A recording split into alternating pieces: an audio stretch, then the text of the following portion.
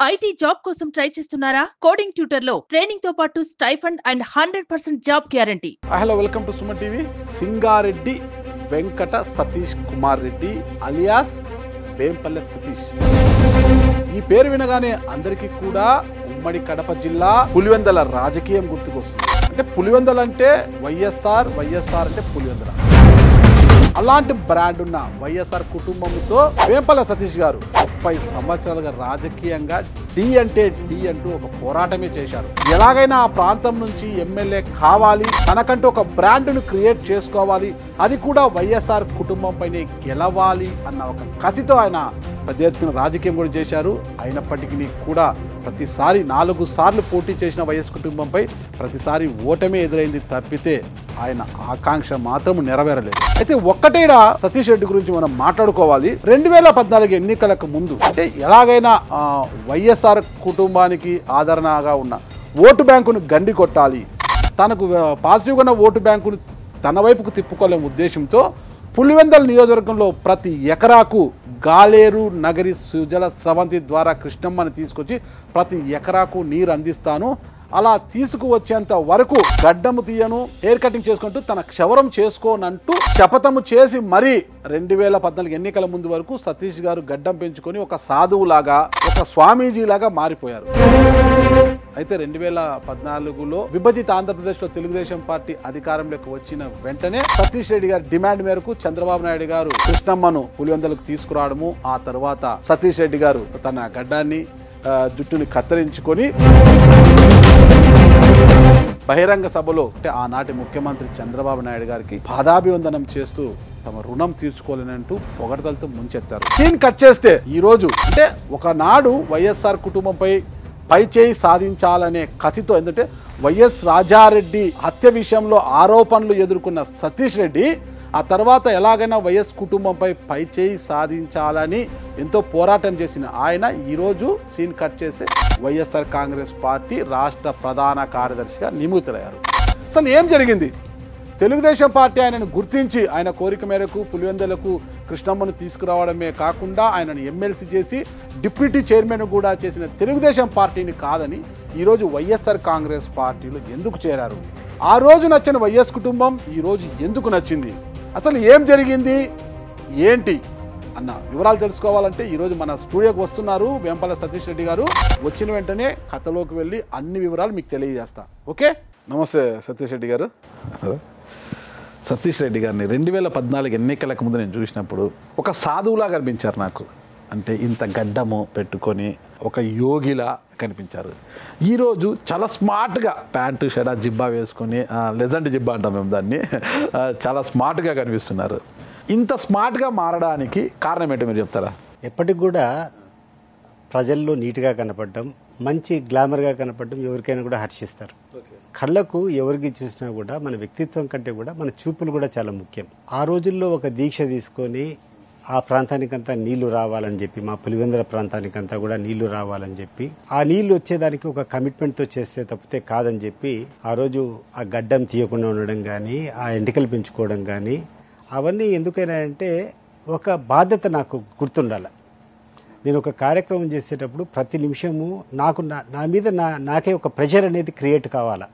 ఈ పని మీద నేను నిమగ్నమైనాము, అది కంప్లీట్ చేయాలనేది గుర్తుండేదానికోసము ఒక బహిరంగ సభలో నేను చెప్పా, పులివెందుల ప్రాంతంలో ఉన్నటువంటి ప్రతి ఎకరాకు నీళ్ళు ఇచ్చేంత వరకు, అప్పటి వరకు అసంపూర్ణంగా ఉన్నటువంటి ప్రాజెక్టులన్నీ పూర్తయినంత వరకు గడ్డము ఎంట్రికలు తీసుకోను అని చెప్పేసి ఒక ప్రతిజ్ఞ పూన్నా. ఆ ప్రతిజ్ఞ నెరవేర్చాలంటే నాలో ఒక కమిట్మెంట్ పెరగాలంటే ప్రతి నిమిషము నాకు ఆ ప్రెషరు, ఆ టెన్షన్ ఉండాలి. చాలా ఇబ్బందిగా ఉంటుంది. మాసిన గడ్డము, జుట్టు పెరిగి, నవ్వ, ఇవంతా చెమటలు ఇవన్నీ పట్టడం. సో ఎంత తొందరగా ఇది రిలీవ్ కావాలంటే ఆ పని మీద అంత నిమగ్నం అవుతాం అనేటువంటి ఒక నాకున్నటువంటి ఆ నాలెడ్జ్తో కూర్చొని ఆ ప్రెషర్ నా మీదనే నేను పెట్టుకున్నాను. సో కాబట్టి అట్లా లావ్ అయిన తర్వాత ఇంకా కొంచెం లాస్ట్ 5 years నుంచి అనుకుంటా 2019 ఎన్నికలు అయిన తర్వాత రాజకీయాలకు కొన్ని రోజులు దూరంగా ఉండాలనుకున్నాను. అప్పుడున్నటువంటి పరిస్థితుల్లో కానీ నాకు తెలుగుదేశం పార్టీలో ఉన్నటువంటి కొన్ని డిఫరెన్సెస్, ఆది నాయకులకు నాకు ఉన్నటువంటి కొన్ని కారణాల వల్ల ఆ పార్టీలో ఉండడం ఇంకా అర్థం లేదనుకొని బయటకు వచ్చేసి రిలాక్స్డ్గా ఉన్నా. సో నా వ్యాపారాలు చేయాలనుకున్నా, ఇంకోటి చేయాలనుకున్నా, 10 మందిలో ఎప్పుడు కూడా కొంచెం స్మార్ట్గా ఉంటే ఎవరైనా కూడా కానీ హర్షిస్తారు. వాస్తవం చెప్పలేదు మీరు స్మార్ట్గా మారడానికి కారణము ఏకైక నాయకుడు చంద్రబాబు నాయుడు గారు అని నేను అంటాను. మీరేమంటారు? అట్లేం కాదండి, చంద్రబాబు నాయుడు గారు ఒకటే మీరేమన్నారు? పులివెందలలో అంటే గాలేరు నగరి ద్వారా కృష్ణా జలాలను పులివెందలకు తీసుకొచ్చి పులివెందలలో ప్రతి ఎకరానికి నీటిని అందించేంత వరకు గడ్డము తీయను, క్షవరము చేయను, అదే కటింగ్ చేయను, ఎయిర్ తీయను నేను అని మీరు ప్రతినబూనారు. కృష్ణమ్మను పులివెందలకు తీసుకొచ్చిన తరువాత మీరు గడ్డం తీశారు, జుట్టు తీసేశారు, తర్వాత ఆయనకు పాదాభి వందనం చేశారు మీరు. ఓకేనా? అంటే ఆ తర్వాత మీరు చాలా స్మార్ట్ అయ్యారు, సన్నగా అయ్యారు, గడ్డం తీసి చాలా స్మార్ట్గా కనిపిస్తున్నారు. మరి దీనికి కారణం మిమ్మల్ని స్మార్ట్గా చూడాలని, ఒక హీరోగా చూడాలనుకున్నది చంద్రబాబు నాయుడు గారా కాదా? చంద్రబాబు నాయుడు గారు ఈ కార్యక్రమం జరిగేటప్పుడు అప్పుడప్పుడు కలిసేటప్పుడు, సతీష్ నువ్వు చేసేటువంటి పని కరెక్ట్ కాదు, నువ్వు ఈ రకమైనటువంటి ఒత్తిడి నువ్వు తీసుకొని రావడం, ఇట్లా పెంచుకోవడం కరెక్ట్ కాదు అని చెప్పేసి ఒక సందర్భంలో చెప్పాడు నాతో. చెప్పినప్పుడు నేను ఆయన చెప్పిన, సార్ ఇన్ని రోజులు మనం రాజకీయం చేస్తున్నాం పులివెందుల్లో, ఇప్పటికి 4 సార్లు కంటెస్ట్ చేశాను నేను. ఏ రోజు మనం ఎలక్షన్లో కంటెస్ట్ చేయాలన్నా కూడా వైఎస్ కుటుంబం యొక్క నెగటివ్ ఓట్ను మనం క్యాప్చర్ చేసుకొని వాళ్ళ మీద ఉన్నటువంటి వ్యతిరేక ఓటు మీదనే ఆధారపడినాం. కానీ పాజిటివ్గా ఈ నియోజకవర్గానికి చేసుకొని ఇది మేము చేసినామని చెప్పేటువంటి అవకాశం మనకు ఒకటి కూడా కలగలేదు. రాజశేఖర రెడ్డి మరణాంతరం ఈ ప్రాజెక్టులన్నీ కూడా అసంపూర్ణంగా ఉన్నాయి. ఆ క్రెడిట్ మనం తీసుకుందాము.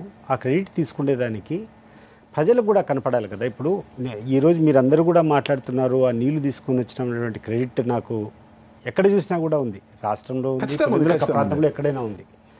Just because of the difference. ఇప్పుడు ఏ రకంగా అయితే మనం ఆ కమిట్మెంట్తో చేసినామో దట్ వాజ్ ద డిఫరెన్స్ అని చెప్పి ఆయనకి ఎక్స్ప్లెయిన్ చేయడం జరిగింది. మొట్టమొదట అతను తప్పు అనుకున్నాడు దాన్ని.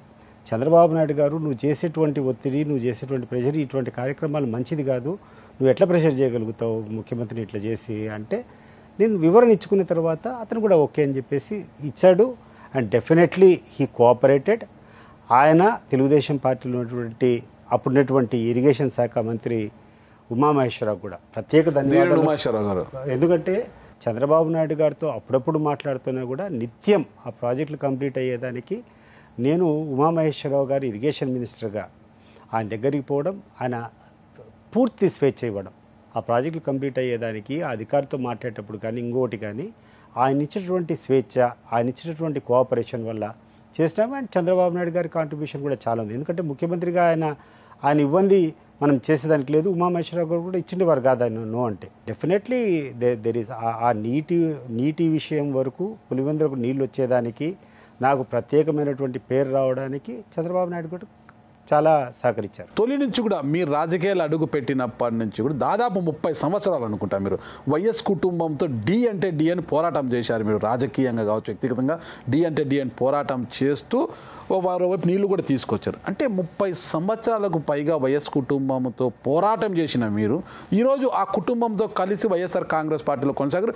ఈరోజు మీకు రాష్ట్ర ప్రధాన కార్యదర్శి పోస్ట్ ఇచ్చారు, చాలా మంచి కీలకమైన పోస్ట్ కూడా ఇచ్చారు మీకు. అంటే అప్పట్లో వైఎస్ కుటుంబంలో నచ్చనిది ఏంటి, ఇప్పుడు మీకు నచ్చింది ఏంటి? వచ్చి రాగానే మీకు ఎందుకు రాష్ట్ర ప్రధాన కార్యదర్శి పోస్ట్ ఇచ్చారు, ఆ పోస్టును చూసి వచ్చారు, అసలు ఎందుకు? అసలు రాజశేఖర రెడ్డి గారి కుటుంబానికి వ్యతిరేకంగా ఉండేటువంటి వర్గాలు, ఆ రోజు రాజగోపాల్ రెడ్డి గారు కానీ బద్వేలు వీరారెడ్డి గారు కానీ అత్యంత సన్నిహితంగా నేను వాళ్ళతో మెరిగేవాడిని నా యూత్ డేస్లో అంతా. వాళ్ళ భావోద్వేగాల వల్ల ఆ తర్వాత నాకు జరిగినటువంటి ఒక చిన్న సంఘటన వల్ల, లోకల్గా ఉన్నటువంటి వేంపల్లిలో జరిగినటువంటి ఒక సంఘటన సంబంధించి నాకు వివేకానంద రెడ్డి గారు పూర్తిగా నాకు వ్యతిరేకం చేయడం వల్ల నా మనసుకు గాయపడి వాళ్ళతో పోరాటం చేయాలని నిర్ణయించుకోవడం, తర్వాత రాజగోపాల్ రెడ్డి గారు ఆ తర్వాత వీరారెడ్డి గారితో ఉన్నటువంటి సన్నిహితం, వాళ్ళతో ఉన్నటువంటి వాత్సల్యం. ఎందుకంటే వాళ్ళిద్దరూ నన్ను ఒక వ్యక్తిగానో లేకుంటే ఒక లీడర్గా చూడలే, వాళ్ళ కన్న బిడ్డలను ఎట్లా చూసుకుంటారో అంతకంటే ఎక్కువ ప్రేమతో నన్ను చూసుకునేవాడు. సహజంగా వాళ్ళతో తిరిగేటప్పుడు వాళ్ళ భావాజ్వాలలు కొంచెం నాలో ప్రభావితం చేశాయి. సో వాళ్ళ ఫైట్ను I had to continue their fight. ఆ కంటిన్యూ చేసేటువంటి క్రమంలో చంద్రబాబు నాయుడు గారి దగ్గర జరగడం, చంద్రబాబు నాయుడు గారితో వారి సహకారం తీసుకొని ఆడ నుంచి పోటీ చేయడం, ఇవన్నీ జరుగుతూ వచ్చినాయి. కానీ రాను రాజకీయాలు ఈక్వేషన్స్ ఎప్పుడు ఒక సబ్జెక్ట్ మీద జరగవు. Cumulative effect. రాను మనం పోరాటం చేస్తూ ఉంటే, మనం చిత్తశుద్ధిగా పోరాటం చేసేటప్పుడు నువ్వు కొన్ని ఎక్స్పెక్టేషన్స్ ఉంటాయి. నువ్వు ఏం చేయాలా, ఒక రాజకీయంగా ఎదిగేదానికి ఏమేం కావాలా, తర్వాత ఇంకా ఏమేమి సహకారాలు కావాలి. నేను పూర్తిగా చంద్రబాబు నాయుడు గారు నాకు సహాయం నిరాకరణ చేశాడని కానీ నన్ను చాలా ఇబ్బంది పెట్టాడని నేను చెప్పను. కానీ నేను ఆశించినటువంటి స్థాయిలో అది చేయకపోవడం ఒకటి. వ్యక్తిగతంగా వాళ్ళకి ఎవరు చెప్పారో ఏం చెప్పారో కానీ గతంలో కూడా చెప్పారు. ప్రత్యేకంగా లోకేష్ గారు రాజకీయాల్లోకి వచ్చిన తర్వాత చంద్రబాబు నాయుడు గారిలో నా పట్ల అవలంబిస్తున్నటువంటి ధోరణిలో చాలా మార్పు కనపడింది. వేరే సందర్భంలో నాకు తెలిసినటువంటి సన్నిహితుల ద్వారా తెలిసింది ఏంటంటే, వారికి నేను వైఎస్ కుటుంబంతో లాలూచీ పడ్డాను అనేటువంటి ఒక అభిప్రాయానికి వచ్చినట్టు నాకు స్పష్టమైనటువంటి ఆధారంతో తెలిసింది. ఇంకా అది కరెక్ట్ కాదు. ఇప్పుడు వాళ్ళకి అటువంటి ఫీలింగ్ వాళ్ళకు ఉన్న తర్వాత ఏ నాయకుడి కోసం అయితే నువ్వు పోరాడుతున్నావో ఆ నాయకునికి మనం చిత్తశుద్ధిగా పనిచేసి మన ప్రాణాన్ని కూడా పణంగా పెట్టి మనం పోరాటం చేసేటప్పుడు మన మీద నమ్మకం లేదు, ఇంకా ఆ పార్టీలో ఉండడం అనవసరం అని చెప్పేసుకొని రాజకీయాల నుంచి బయటకు వచ్చేస్తానండి. రాజకీయాల్లో నేను బయటకు వచ్చింది 2019 ఎన్నికల తర్వాత తెలుగుదేశం పార్టీలో ఉన్నటువంటి కొంతమంది నాయకుల ద్వారా కొన్ని సంభాషణలు నాకు జరిగిన తర్వాత ఇంకా కొనసాగడం కరెక్ట్ కాదని చెప్పేసి నేను కరెక్ట్ కాదని చెప్పి వైఎస్ కుటుంబంతో మీరు ఢీకొంటున్నారని మిమ్మల్ని నమ్మి మీకు ఎమ్మెల్సీ ఇచ్చి మిమ్మల్ని మండలి డిప్యూటీ చైర్మన్గా చేసి ఈరోజు ఇంత స్మార్ట్గా తయారు చేసి ప్రజల ముందు నిలబెట్టిన బాబును వంచి చంద్రబాబు గారిని వంచి ఏదో బురద జల్లేసి ఇటువైపు రావడం ఎంతవరకు కరెక్ట్ అసలు? అంటే మిమ్మల్ని నమ్ముకున్న కార్యకర్తలను పనంగా పెట్టి రాజకీయం చేశారు మీరు. ఆ కార్యకర్తలను అందరినీ కూడా అలా గాలేరు నగరి కాలువలోనే ముంచేసి మీరు మాత్రం మీ దారి చూసుకోవడం కరెక్టా? నేను ఏ కార్యకర్తకైనా అన్యాయం చేసినట్టు కానీ లేకుంటే వాళ్ళు బలవంతం చేసినట్టు కానీ వాళ్ళని ఇబ్బందులు పెట్టినట్టు కానీ మీరు ఎవరికైనా ఎక్కడైనా ఏ సందర్భంలో నిరూపిస్తే రాజకీయాలకు శాశ్వతంగా నేను తప్పకుండా 2019 తర్వాత ఎన్నికల తర్వాత ఈ విషయం జరిగినప్పుడు తెలుగుదేశం పార్టీలో అనేక మంది నాకు సన్నిహితంగా ఉండేటువంటి వాళ్ళు ఆ రోజు వచ్చి మీ నిర్ణయం కరెక్ట్ కాదు, మళ్ళా చంద్రబాబు నాయుడు గారు చెప్తున్నారు, మీరు పార్టీలోకి రాండి అని చెప్పి నన్ను ఆహ్వానించినప్పుడు ఈ విషయాలన్నీ స్పష్టంగా వాళ్ళని అడిగా. దీని మీద మీరు వివరణ అడగండి చంద్రబాబు నాయుడు గారిని, ఎందుకు నాతో ఈ సందర్భాల్లో ఇట్లా, ఎందుకంటే వ్యక్తిగత ప్రతి ఒక్క పాయింట్ మీకు చెప్పడం కరెక్ట్ కాదు. ఈ విషయాల్లో నాకు ఆయనకు మనస్పర్ధలు ఉన్నాయి. మీరు క్లారిటీ ఇచ్చి ఇది కరెక్టు, ఆయన చెప్పింది కరెక్టు, లేకుండా ఉంటే నా మీద ఉన్నటువంటి అభియోగాలు కరెక్ట్ అంటే నా తల తీసుకొని పోయేదాన్ని కూడా ఆయనకు అధికారం ఇస్తాను. అండ్ ఈరోజు కూడా చెప్తున్నా, మీ ఇంటర్వ్యూ ద్వారా కూడా చెప్తున్నా, నేను తెలుగుదేశం పార్టీలో ఉన్నంత వరకు తెలుగుదేశం పార్టీ ఇంట్రెస్ట్ తప్పితే వేరే ఇంట్రెస్ట్ ఏదైనా ఉన్నా వేరే సందర్భంలో ఎక్కడైనా నేను లాలూచిపడ్డానని చెప్పి ఎవరు ఏ ఆధారంతో చూపించినా కూడా నా ప్రాణం ఇచ్చేదానికి కూడా నేను సిద్ధంగా ఉన్నాను. నేను అంత నిస్వార్థంగా నిజాయితీగా ఆయన కోసం చేసినప్పుడు ఏ రోజైతే ఎవడో అవకాశవాదులు కూర్చొని నా మీద ఏదేదో చెప్తే 27 ఏళ్ళ నా త్యాగాన్ని 27 ఏళ్ళ నా పోరాటాన్ని సైతం అవమానించే రకంగా అనుమానించినప్పుడు ఆ పార్టీలో కొనసాగలుగుతానా? మీరు చెప్పండి. ఇప్పుడు మీరు ఒక సంస్థకు మీ యొక్క నీతి నిజాయితీతో మీ యొక్క పూర్తి కమిట్మెంట్తో మీరు కష్టాలు రొబడుకొని ఒక సంస్థను పైకి తెస్తే ఆ సంస్థ మిమ్మల్ని అవమానించేటువంటి రూపంలో చేస్తే మీరు సహిస్తారా? ఎవరు సహించరు. అదే జరిగింది నాలో. ఇప్పుడు ఎప్పుడైతే నీ క్యారెక్టర్ను దేనికైనా భరించచ్చేమో కానీ పార్టీ ద్వారా మీరు చెప్పారు, ఎమ్మెల్సీ వచ్చిందని చెప్పారు, డిప్యూటీ చైర్మన్ వచ్చిందని చెప్తున్నారు. మరొకసారి చెప్తున్నా, మీరు ఒకసారి నాకు ఎమ్మెల్సీ రావడానికి రేవంత్ రెడ్డి, ఆ రోజు సీఎం రమేష్ వీళ్ళందరూ కూడా మాట్లాడారు. మీరుంటే వాళ్ళతో క్లారిటీ తీసుకోండి. నేను పడినటువంటి త్యాగానికి, నేను పడినటువంటి కష్టానికి, నేను తీసుకునేటువంటి రిస్క్కు ఆ రకంగా నాకు ఎమ్మెల్సీ రావడం కరెక్టా కాదా? డీటెయిల్స్ రేవంత్ రెడ్డి సీఎం రమేష్ గారు ప్రోత్సాహంతో కాదు, వాళ్ళు నాకు ఎమ్మెల్సీ వచ్చే కార్యక్రమంలో వాళ్ళు చంద్రబాబు నాయుడు గారితో మాట్లాడినటువంటి ప్రతి సందర్భంలో వాళ్ళు ఉన్నారు. నాకు చంద్రబాబు నాయుడు గారికి జరిగినటువంటి నాకు ఎమ్మెల్సీ ఇచ్చే ముందు జరిగేటటువంటి దాంట్లో వాళ్ళిద్దరూ ఉన్నారు పూర్తిగా. మీరు వాళ్ళని అడగండి. ఆ స్థాయిలో నేను పోరాటం చేసేటువంటి వ్యక్తికి నాకు అన్ని కండిషన్స్ మీద నాకు ఆ పదవి ఇవ్వడము అది కరెక్టో కాదో కండిషన్స్ అది వద్దు మీకు. ఎందుకంటే ఒక పార్టీలో ఉన్న తర్వాత మీరు ఇప్పుడే చెప్పారు కదా నేను ఎప్పుడూ బురద జల్లలేదు చంద్రబాబు నాయుడు గారికి. నా యొక్క రీజనింగ్ నేను చెప్పాల్సినటువంటి అవసరం ఉన్నప్పుడు కొన్ని చెప్పక తప్పదు. ఇప్పుడు నేను చంద్రబాబు నాయుడు తప్పు చేశాను. లోకేష్ గారు రాజకీయాల్లోకి వచ్చిన తర్వాత నా మీద చంద్రబాబు నాయుడు గారి యొక్క సువిధి అయిందని చెప్పారు. అంటే లోకేష్ గారికి మీరేమీ కాంపిటేటర్ కాదు, ఆయన నియోజకవర్గం కాదు, మీరు వేరే వాళ్ళు టికెట్ ఇస్తే తీసుకుంటే వాళ్ళే. మీరు చాలా పొరపాటు పడుతున్నారు. చెప్పండి. ఇట్లా మీరు అడిగేటువంటి స్థాయిలో ఏ రోజు లేను. ఓకే. 5 సార్లు కంటెస్ట్ చేశాను. ఓకే. మళ్ళీ ఒకసారి చెప్తున్నా, 5 సార్లు కంటెస్ట్ చేశాను. ఓకే. నేను ఏ రోజైనా చంద్రబాబు నాయుడు గారి దగ్గరికి పోయి నేను కంటెస్ట్ చేస్తాను పులివెందులో నాకు టికెట్ ఇవ్వమని చెప్పి నేను అడిగినట్లు మీరు ఎవరితో అయినా నిరూపిస్తే, మీరు ఏ తప్పు చెప్పినా కూడా ఎవరి క్షమాపణ చెప్పినా చెప్తా. అది నాకు ఇచ్చినటువంటి వరం కాదు, వాళ్ళ బాధ్యతను నా భుజస్కంధాల మీద, నీ బరువును నా భుజాల మీద నేను మోసాను పార్టీలో.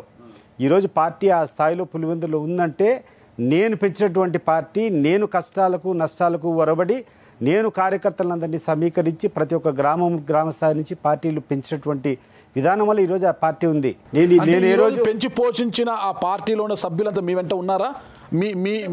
మీరు ఎటువైపు ఉంటే అటువైపు మొగ్గు చూపుతారా? చూపకపోవచ్చు. ఇప్పుడు ఎందుకంటే నేను 2019లో ఎలక్షన్ అయిపోయిన తర్వాత కోవిడ్ ముందనుకుంటా లోకల్ బాడీ ఎలక్షన్స్ వచ్చినాయి. లోకల్ బాడీ ఎలక్షన్స్ వచ్చినప్పుడు నేను ఒక నిర్ణయం తీసుకొని నిలబడాల్సినటువంటి పరిస్థితి. నేను అందరి కార్యకర్తను నిలబెడితే చంద్రబాబు నాయుడు గారి ద్వారా నాకు తెలుసు ఎన్ని కష్టమైనా నువ్వు నిలబడాల్సిందే, ఎందుకంటే ఎన్నికల్లో పోరాటం చేయాలి, మనము పోరాటం చేస్తేనే కదా, లేకుంటే ఎట్లా అని చెప్తారు. నేను పోరాటం చేస్తే నేను అవతల పార్టీ వాళ్ళ దగ్గర నుంచి అన్ని రకాల ఇబ్బందులు ఎదుర్కోవాలి. మనం సమర్థవంతంగా తిరిగి వీళ్లకు టైం వచ్చినప్పుడు మనం బెనిఫిట్స్ క్రియేట్ చేయగలుగుతామా అంటే చేసేటువంటి పరిస్థితులు లేవు. అరకొర ఉంటాయి తప్పితే ఆశించిన స్థాయిలో లేవు. ఇక్కడ నా సర్వస్వం త్యాగం చేసి 2019 వరకు ఎట్లా తిరిగి పార్టీని తేవాలని నేను కదిలించని రాయి లేదు, నేను చేయని పను లేదు. మంచి రకంగా ఒక మంచి ఉద్దేశం అన్ని ప్రయత్నాలు చేసినా కూడా 90,000 ఓట్లతో నేను ఓడిపోయినాను. అంటే అక్కడటువంటి స్థానికంగా ఉన్నటువంటి ప్రజలు కూడా నువ్వు ఎంత మేలు చేసినా కూడా వైఎస్ కుటుంబాన్ని అంతగా ఆదరిస్తున్నారు. ఆదరించేటప్పుడు ఒకటి ఈ పక్క మనకు అనుకున్నంత సపోర్ట్ రావడం లేదు. ఈ కార్యకర్తలను ఎవరైతే మనం చెప్తామో అధికారం వచ్చినప్పుడు వాళ్ళకు ఏ రకంగా కూడా మనం సహాయం చేసేటువంటి పరిస్థితులు లేవు. అటువంటి పరిస్థితుల్లో ఆయనకు మన మీద నమ్మకం కూడా లేనప్పుడు, ఇప్పుడు మనం అంతా కూడా ఒక ప్రాంతీయ పార్టీలో ఏదైనా ఉంటే ఆ లీడర్ని చూసి చేస్తాం. ఆ లీడర్ మన మీద పూర్తిగా విశ్వాసం ఉంటే మనం చేయగలుగుతాం, కానీ లేకుంటే ఏమీ లేదు. క్లియర్గా మనకు అర్థమైంది వాళ్ళు జరిగినటువంటి సంభాషణ. ఆదినారాయణ రెడ్డి గారు, చంద్రబాబు నాయుడు గారు, వారిద్దరితో పాటు ఇంకొక వ్యక్తి కూడా కూర్చొని ఉన్నాడు. ఆ పేరు నేను చెప్పదలుచుకోవాలి. ముగ్గురు కూర్చునేటప్పుడు ఎన్నికల ముందు పులివెందుల్లో ఎవరు నిలబడాలనేటువంటి ఒక అంశం చర్చకు వచ్చింది. అదేముంది సార్ సతీష్ రెడ్డి 2019 ఎన్నికలు అదేముంది సార్ సతీష్ రెడ్డి కదా అని ఆదినారాయణ రెడ్డి చెప్పినట్టు చెప్తే, కాదమ్మా అతను వాళ్ళతో లాలుచి పడతాడు అని చెప్పేటువంటి మాట ఆయన మాట్లాడినట్టు నాకు ఎన్నికల తర్వాత అక్కడటువంటి వ్యక్తి నాకు చెప్పాడు. మళ్ళీ ఇవన్నీ క్రాస్ చెక్ చేసుకున్నాను, ఎందుకు వచ్చినాయి ఇవన్నీ ఏం కథ అని. నా యొక్క అతను చెప్పింది నాకు కరెక్ట్గానే జరిగింది, అతనికి ఎవరో రాంగ్ ఇన్ఫర్మేషన్ ఇచ్చినారు, ఫీడ్ చేశారు.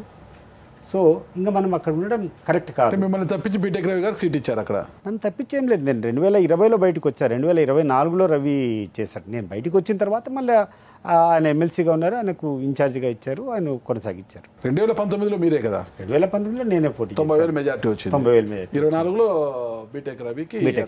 అంటే అసలు ప్రధానంగా మీ మీద అనుమానం వచ్చింది అన్న దాంతోనే మీరు బయటకు వచ్చారు, అంతే కదా. ఇప్పుడు ఒక నాయకునికి నేను 26 సంవత్సరాలను సేవ చేసి నువ్వు చెప్పినటువంటి పోరాటం నేను చేసే దాంట్లో అనేక సందర్భాల్లో నిన్ను నిలబడి కేసులు గీసులు ఆర్థికంగా అన్ని రకాలుగా ఇబ్బంది పడినప్పుడు ఆదుకోవాల్సిన ఓడిపోయి ఆదుకోవడం పక్కన పెట్టి నిందలు నీ మీద వేసి నీ మీద సదుపాయం లేనప్పుడు ఏ రకంగా మనం కొనసాగుతాం? సరే, మిమ్మల్ని చంద్రబాబు నాయుడు గారు అనుమానించారు, జగన్మోహన్ రెడ్డి గారు మిమ్మల్ని ఎందుకు నమ్మారు? ఎందుకు నమ్మి ఇంత పెద్ద పదవి ఇచ్చారు మీకు? జిల్లా ప్రధాన కార్యదర్శి పదవి ఇచ్చారు. నేను ఏ పార్టీలో ఉన్నా ఎక్కడున్నా నా నీతి నా నిజాయితీ ఏ పార్టీ కోసం అయితే పనిచేస్తున్నానో నాకునేటువంటి అంకిత భావం. నీతి నిజాయితీ అంటే ఏంటి? నీతి నిజాయితీ అంటే నీతి అంటే ఏముంది? అవినీతి చేయకుండా ఉండడము, అక్రమాలు చేయకుండా ఉండడము, మనకున్నటువంటి ఆశయాల కోసం పోరాడము, మనం చేసేటువంటి పనులో ఎవరితో కూడా ఒక తప్పు చెప్పించుకోకుండా చేయడము, ఇది నీతి. ఎవరి దగ్గరన్నా ఒక స్వార్థం కోసం ఏదైనా ఆశించి చేయడం అనేది అవినీతి. ఒక వ్యక్తిగతంగా ఒక లాభం ఆశించో లేకుంటే ఇంకొకటి ఒక గిఫ్ట్ ఆశించో చేయడం అనేది అవినీతి. సో నీతి అంటే నేను ఏ రోజు చేసినా ఒకటే ఆ ప్రాంతం యొక్క నాకున్నటువంటి ఒకే ఒక స్వార్థం ఏదుందంటే ఆ ప్రాంతంలో నేను శాసనసభ్యునిగా ఎన్నిక కావాలా అనేది ఒకటే స్వార్థం. దానికోసం నేను ఎంచుకునేటువంటి మార్గం ఏంటంటే నీతివంతంగా పోరాటం చేయాలా, వాళ్ళకంటే బెటర్ వ్యక్తిగా, నా ప్రత్యర్థుల కంటే బెటర్ వ్యక్తిగా నేను ప్రజలకు ప్రజాసేవ చేయాలా, వాళ్ళటువంటి కష్టాల్లో భాగస్వామి కావాలని చెప్పేటువంటి ఉద్దేశంతోనే నేను చేశాను. మీ ప్రత్యర్థులు ఎవరు? మా ప్రత్యర్థులు రాజశేఖర రెడ్డి గారు కానీ లేకుంటే జగన్మోహన్ రెడ్డి గారు కానీ అప్పుడు. సో వాళ్ళ కోసం నీతి నిజాయితీగానే పనిచేశారు చంద్రబాబు నాయుడు గారికి. మళ్ళీ మీ ఇంటర్వ్యూ ద్వారా నేను చెప్తున్నా, నేను తెలుగుదేశం పార్టీలో ఉన్నంత వరకు పార్టీకి ఒక ఆవగిందంత నష్టం చేసిన, నా క్యారెక్టర్ వల్ల వాళ్ళకి నష్టం జరిగిన, నేను ఏ ఒక్క ఆవగింజంత వాళ్ళతో లాలుచి పడినా కూడా ఈ రోజుకి కూడా చంద్రబాబు నాయుడుకు నా మీద ఏ చర్య తీసుకునే కూడా నేను సిద్ధం. బట్ యాజ్ లాంగ్ యాజ్ నేను టీడీపీలోంచి బయటకు వచ్చిన తర్వాత నాకు అధికారం లేదు. నేను పార్టీలో ఉన్నంత వరకు చిత్తశుద్ధిగా ఆయన కోసం చేశారు. చిత్తశుద్ధితో పనిచేశారు, అందరి కోసం పనిచేశారు, చాలా నిజాయితీగా ఉన్నారు కదా. అలాంటి మీరు 2024 ఎన్నికలకు ముందు వైసీపీలోకి వస్తే మీరు పోటీ చేసినప్పుడు 90,000 మెజార్టీతో జగన్మోహన్ రెడ్డి గారు ఇచ్చారు. ఓకేనా, అదే మీరే జగన్మోహన్ రెడ్డి గారి పక్కన నిలబడి 2024 ఎన్నికల్లో పోటీ చేస్తే 30,000 మెజార్టీ తగ్గిపోయింది. ఎందుకు గ్రాఫ్ అలా ఎందుకు తగ్గిందంటారు? నాగరాజు గారు, ప్రతి ఒక్క ఎలక్షన్ ఒకటే వాతావరణం ఉంటుందంట. మీరు ఒకసారి మీరు అడిగిన ప్రశ్నకు మీరే సమాధానం చెప్పండి. 2019 ఎన్నికల్లో 151 సీట్లు వచ్చాయి, తెలుగుదేశం పార్టీకి 23 సీట్లు వచ్చినాయి. మరి ఈరోజు ఎన్ని వచ్చినాయి రాష్ట్ర వ్యాప్తంగా? 11,000కు 164 కూటమికి. సో దీనంతా నువ్వు అనలైజ్ చేయగలుగుతావా? ఒకవేళ బీటెక్ రవి గారు ఒకసారి బై ఎలక్షన్లో నిలబడ్డారు, ఎన్ని ఓట్లు వచ్చాయి బీటెక్ రవి గారికి? ఆ ఎన్నికల సందర్భంలో ఒక బై ఎలక్షన్స్లో నేను ఎమ్మెల్సీ అయితేనే ఒకసారి బీటెక్ రవికి విజయమ్మకు వ్యతిరేకంగా నిలబడ్డాడు. అప్పుడు ఎన్ని ఓట్లు వచ్చినాయి? 10,000 ఓట్లు కూడా రాలేదు, 10,000 కూడా రాలేదు, డిపాజిట్ రాలేదులేండి, 10,000 రాలేదు అంటున్నా, 10,000 కూడా రాలేదు. మరి ఈరోజు వచ్చినాయంటే ప్రభుత్వానికి వ్యతిరేకంగా ఉన్నటువంటి వేవ్ ఈరోజు ఒక ప్రభంజనం మాదిరి పనిచేసింది. నేను పోటీ చేసినప్పుడు ప్రభుత్వానికి జగన్మోహన్ రెడ్డికి అనుకూలమైనటువంటి పవనాలు వీసినాయి. సో ఈ రోజుకి కూడా మీరు ప్రత్యేకంగా పోయి పులివెందుల కాన్స్టిట్యున్సీలో లేకుండా ఉంటే కడప జిల్లాలో పోయి కూర్చొని నా వ్యక్తిత్వం గురించి కానీ నా పనితీరు గురించి మాట్లాడండి. నేను చేసినటువంటి కార్యక్రమం వల్ల ఎక్కడైనా చెడు కార్యక్రమం చేస్తే నన్ను నిలదీయండి. రిజల్ట్ అనేది నీ చేతిలో ఉండదు, నా చేతిలో ఉండదు. నా చేతిలో ఏముంటుంది? నేను పని చేసేటువంటి విధానము, నేను చేసేటువంటి తప్పుడు విధానం ఉంటే నువ్వు పలానా తప్పుడు విధానం చేయాలి వల్ల జగన్మోహన్ రెడ్డి గారు గ్రాఫ్ పడిపోయింది తప్పితే వేరే కారణాలు లేవంటారు. వేరే కారణాలు ఏం లేవు కదా. మీరు టీడీపీలో 2020లో బయటకు వచ్చారు, 2019లో పోటీ ఓడిపోయిన తర్వాత 2020లో బయటకు వచ్చారు. అంటే టీడీపీలో బయటకు వచ్చిన తర్వాత 2024 ఎన్నికలకు ముందు వైసీపీలో చేరారు. అంత సమయం ఎందుకు పట్టింది వైసీపీలో చేరడానికి? మీరు నేను ఏ రోజు కూడా రాజకీయాల గురించి ఆలోచన చేయాల. నేను బయటికి రావడం, ఈ పార్టీలో నేను ఉంటే, తెలుగుదేశం పార్టీలో నేను కొనసాగితే లోకల్ బాడీ ఎలక్షన్స్ నేను ఫేస్ చేయాలి. లోకల్ బాడీ ఎలక్షన్స్ ఫేస్ చేయాలంటే అక్కడటువంటి క్యాడర్లందరినీ పూర్తిగా ఎక్స్పోజ్ చేయాలా, వాళ్ళందరినీ బలవంతం పెట్టాలా, వాళ్ళకి అన్ని రకాలుగా ఆదుకోవాలా. నంబర్ 1 అక్కడ ఆదుకునేటువంటి పరిస్థితులు లేవు. తర్వాత ఒకవేళ తెలుగుదేశం పార్టీ అధికారంలోకి వస్తే అటువంటి కష్టపడిన వాళ్ళకు, ఇబ్బంది పడిన వాళ్ళకు న్యాయం చేసేటువంటి పరిస్థితులు కూడా లేవు. అది నేను చూసాను 2014 నుంచి 2019 వరకు ఉన్నటువంటి ఆ సమయంలో కార్యకర్తలకు ఏ మేరకు మనం మేలు చేయాలని చెప్పేది ఆలోచన చేసినప్పుడు ఏ స్థాయిలోనూ వైఎస్ఆర్ కాంగ్రెస్ పార్టీ గారు, లేకుంటే జగన్మోహన్ రెడ్డి గారు, రాజశేఖర రెడ్డి గారు ఆ ప్రాంతం ప్రజలకు చేసినంత లాభాలు తెలుగుదేశం పార్టీ ఆధ్వర్యంలో నేను చేసేటువంటి పరిస్థితులు లేవు. సో వాళ్ళని బలిపశువులు చేయాలి. కాబట్టి నేను అందరినీ పిలిచా, అయ్యా ఈరోజు ఎలక్షన్స్ వస్తున్నాయి, ఎలక్షన్స్ వచ్చినప్పుడు చాయిస్ మీరే తీసుకోండి. నిలబడాలనుకుంటే నిలబడండి, నిలబడద్దనుకుంటే నిలబడద్దండి. బట్ నేను మాత్రం నాయకత్వం నుంచి నేను తప్పించుకుంటున్నాను, దయచేసి నన్ను అపార్థం చేసుకోవద్దండి, మీ నిర్ణయం ఏదైనా మీరు తీసుకోండి. బట్ ఇప్పుడున్నటువంటి పరిస్థితుల్లో నేను కూర్చొని నాకున్నటువంటి చంద్రబాబు నాయుడు గారికి, తెలుగుదేశం పార్టీలో ఉన్నటువంటి ఆది నాయకత్వానికి నాకున్నటువంటి విభేదాల వల్ల నేను ఆ పార్టీలో నుంచి ఆ బాధ్యతలు చేసేటువంటి పరిస్థితిలో లేరు. You are free to take whatever decision you want అని చెప్పా. నేను కూడా రాజకీయాల్లో నేను ఏ పార్టీలో చేరాలని చెప్పి నేను మీరు ఆ 4 years మీరు గమనిస్తే నేను ఎక్కడైనా ప్రెస్ పోయినా, లేకుండా అంటే ఏ పార్టీలోనే ఏ పార్టీలో చేరాలని చేశానా?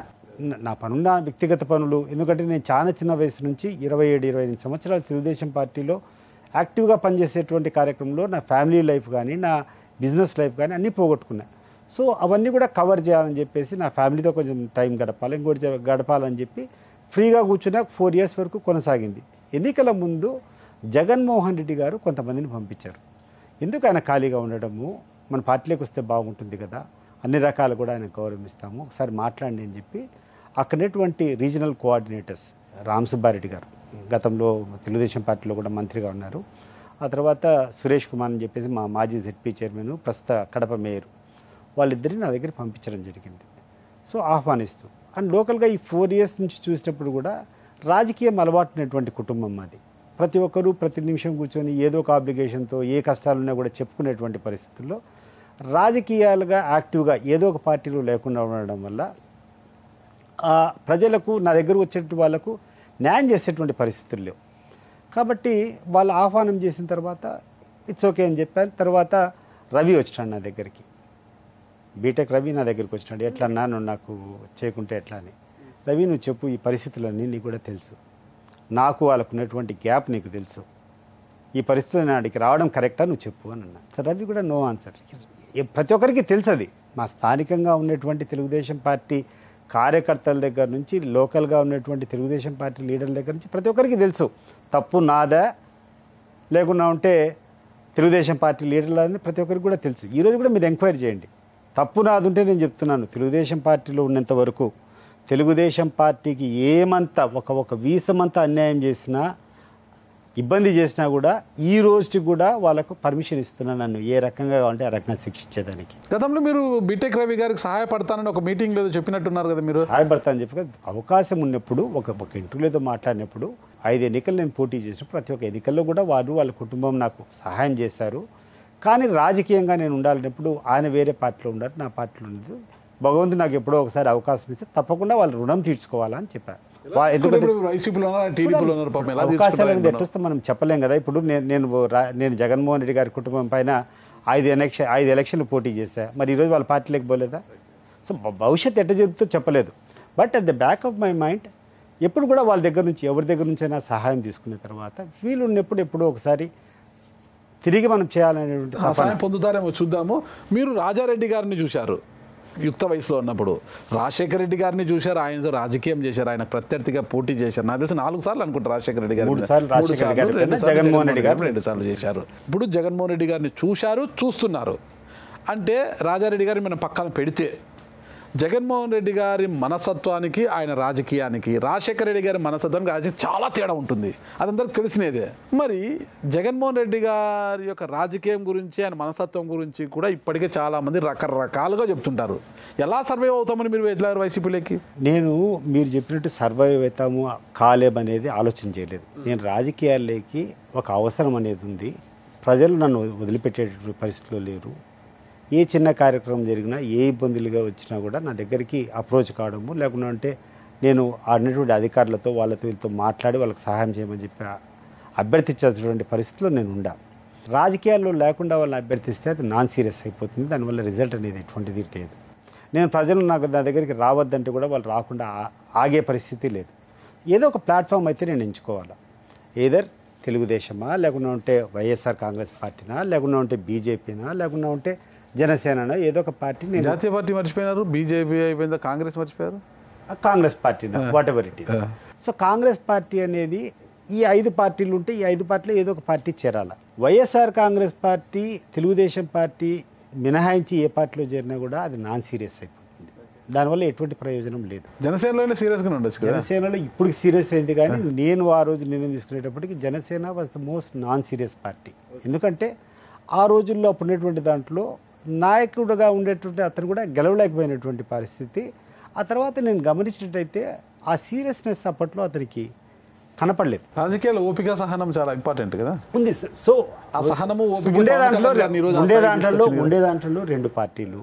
సో నన్ను వీళ్ళు అప్రోచ్ అయినారు. సరే ఓకే, మీరు ఆ ప్రాంతం నుంచి నేను ఒకసారైనా శాసనసభ్యుడిని కావాలి అని అనుకున్నారు మీరు. మరి టీడీపీలోనో జనసేనలోనో ఇంకో పార్టీలో ఉంటే ఎప్పటికైనా ఒక ఎమ్మెల్సీనో ఎమ్మెల్యేనో ఖచ్చితంగా అవుతారు. మళ్ళా కూడా వైసీపీలో ఉంటే ఏమీ కాలేరు కదా. జగన్మోహన్ రెడ్డి గారు ఎప్పటికైనా అభ్యర్థి. ఒకవేళ నియోజకవర్గాల పునర్విభజన జరిగి పులివెందల రూరల్ ఏమన్నా అయితే మీకు ఏమైనా అవకాశం వస్తుందో రాదో మనకు తెలియదు, కానీ వస్తే అవుతుంది. లేదంటే మీరు ఎప్పటికీ ఒక వైసీపీ నాయకుడిగానే ప్రధాన కార్యదర్శి ఉంటారు తప్పితే ఎమ్మెల్యే కాలేరు. మరి మీ కళలు అనేది నేర్చుకుంటారు. కళ అనేది అది 28 సంవత్సరాల కిందట కళ. 28 సంవత్సరాల పోరాటం తర్వాత ప్రజలకు నేను చేయగలిగినటువంటి మేలు అంతా చేసిన తర్వాత కూడా ఒక ప్రత్యేకమైనటువంటి అభిమానం రాజశేఖర రెడ్డి గారి పైన కానీ వాళ్ళ కుటుంబం పైన కానీ ఉంది. మరి అటువంటి సందర్భంలో అది మనం ఛేదించేదానికి కూడా సాధ్యం కాదు, నాకు కాదు, ఎవరికి కూడా సాధ్యం కాదు. వాళ్ళకున్నటువంటి వనరులు కానీ, ప్రజల పట్ల వాళ్ళకున్నటువంటి నిబద్ధత కానీ, ప్రజల అవసరాలు పడినప్పుడు వాళ్ళు ఆదుకునేటువంటి విధానాన్ని కానీ మేము ఏ రకంగా కూడా మ్యాచ్ చేయలేకపోతున్నాం. అండ్ అంతటి సహకారం ఇచ్చేటువంటి పరిస్థితుల్లో కూడా యువతలు ఎవరూ లేరు. సో నువ్వు ఎంత తొందరగా తెలుసుకుంటే అదే అంత మేలు. నాకు 27-28 సంవత్సరాలు పట్టింది పోరాటం చేసి అన్నీ చేసిన తర్వాత. It is invincible. ఇది సాధ్యం కాదు.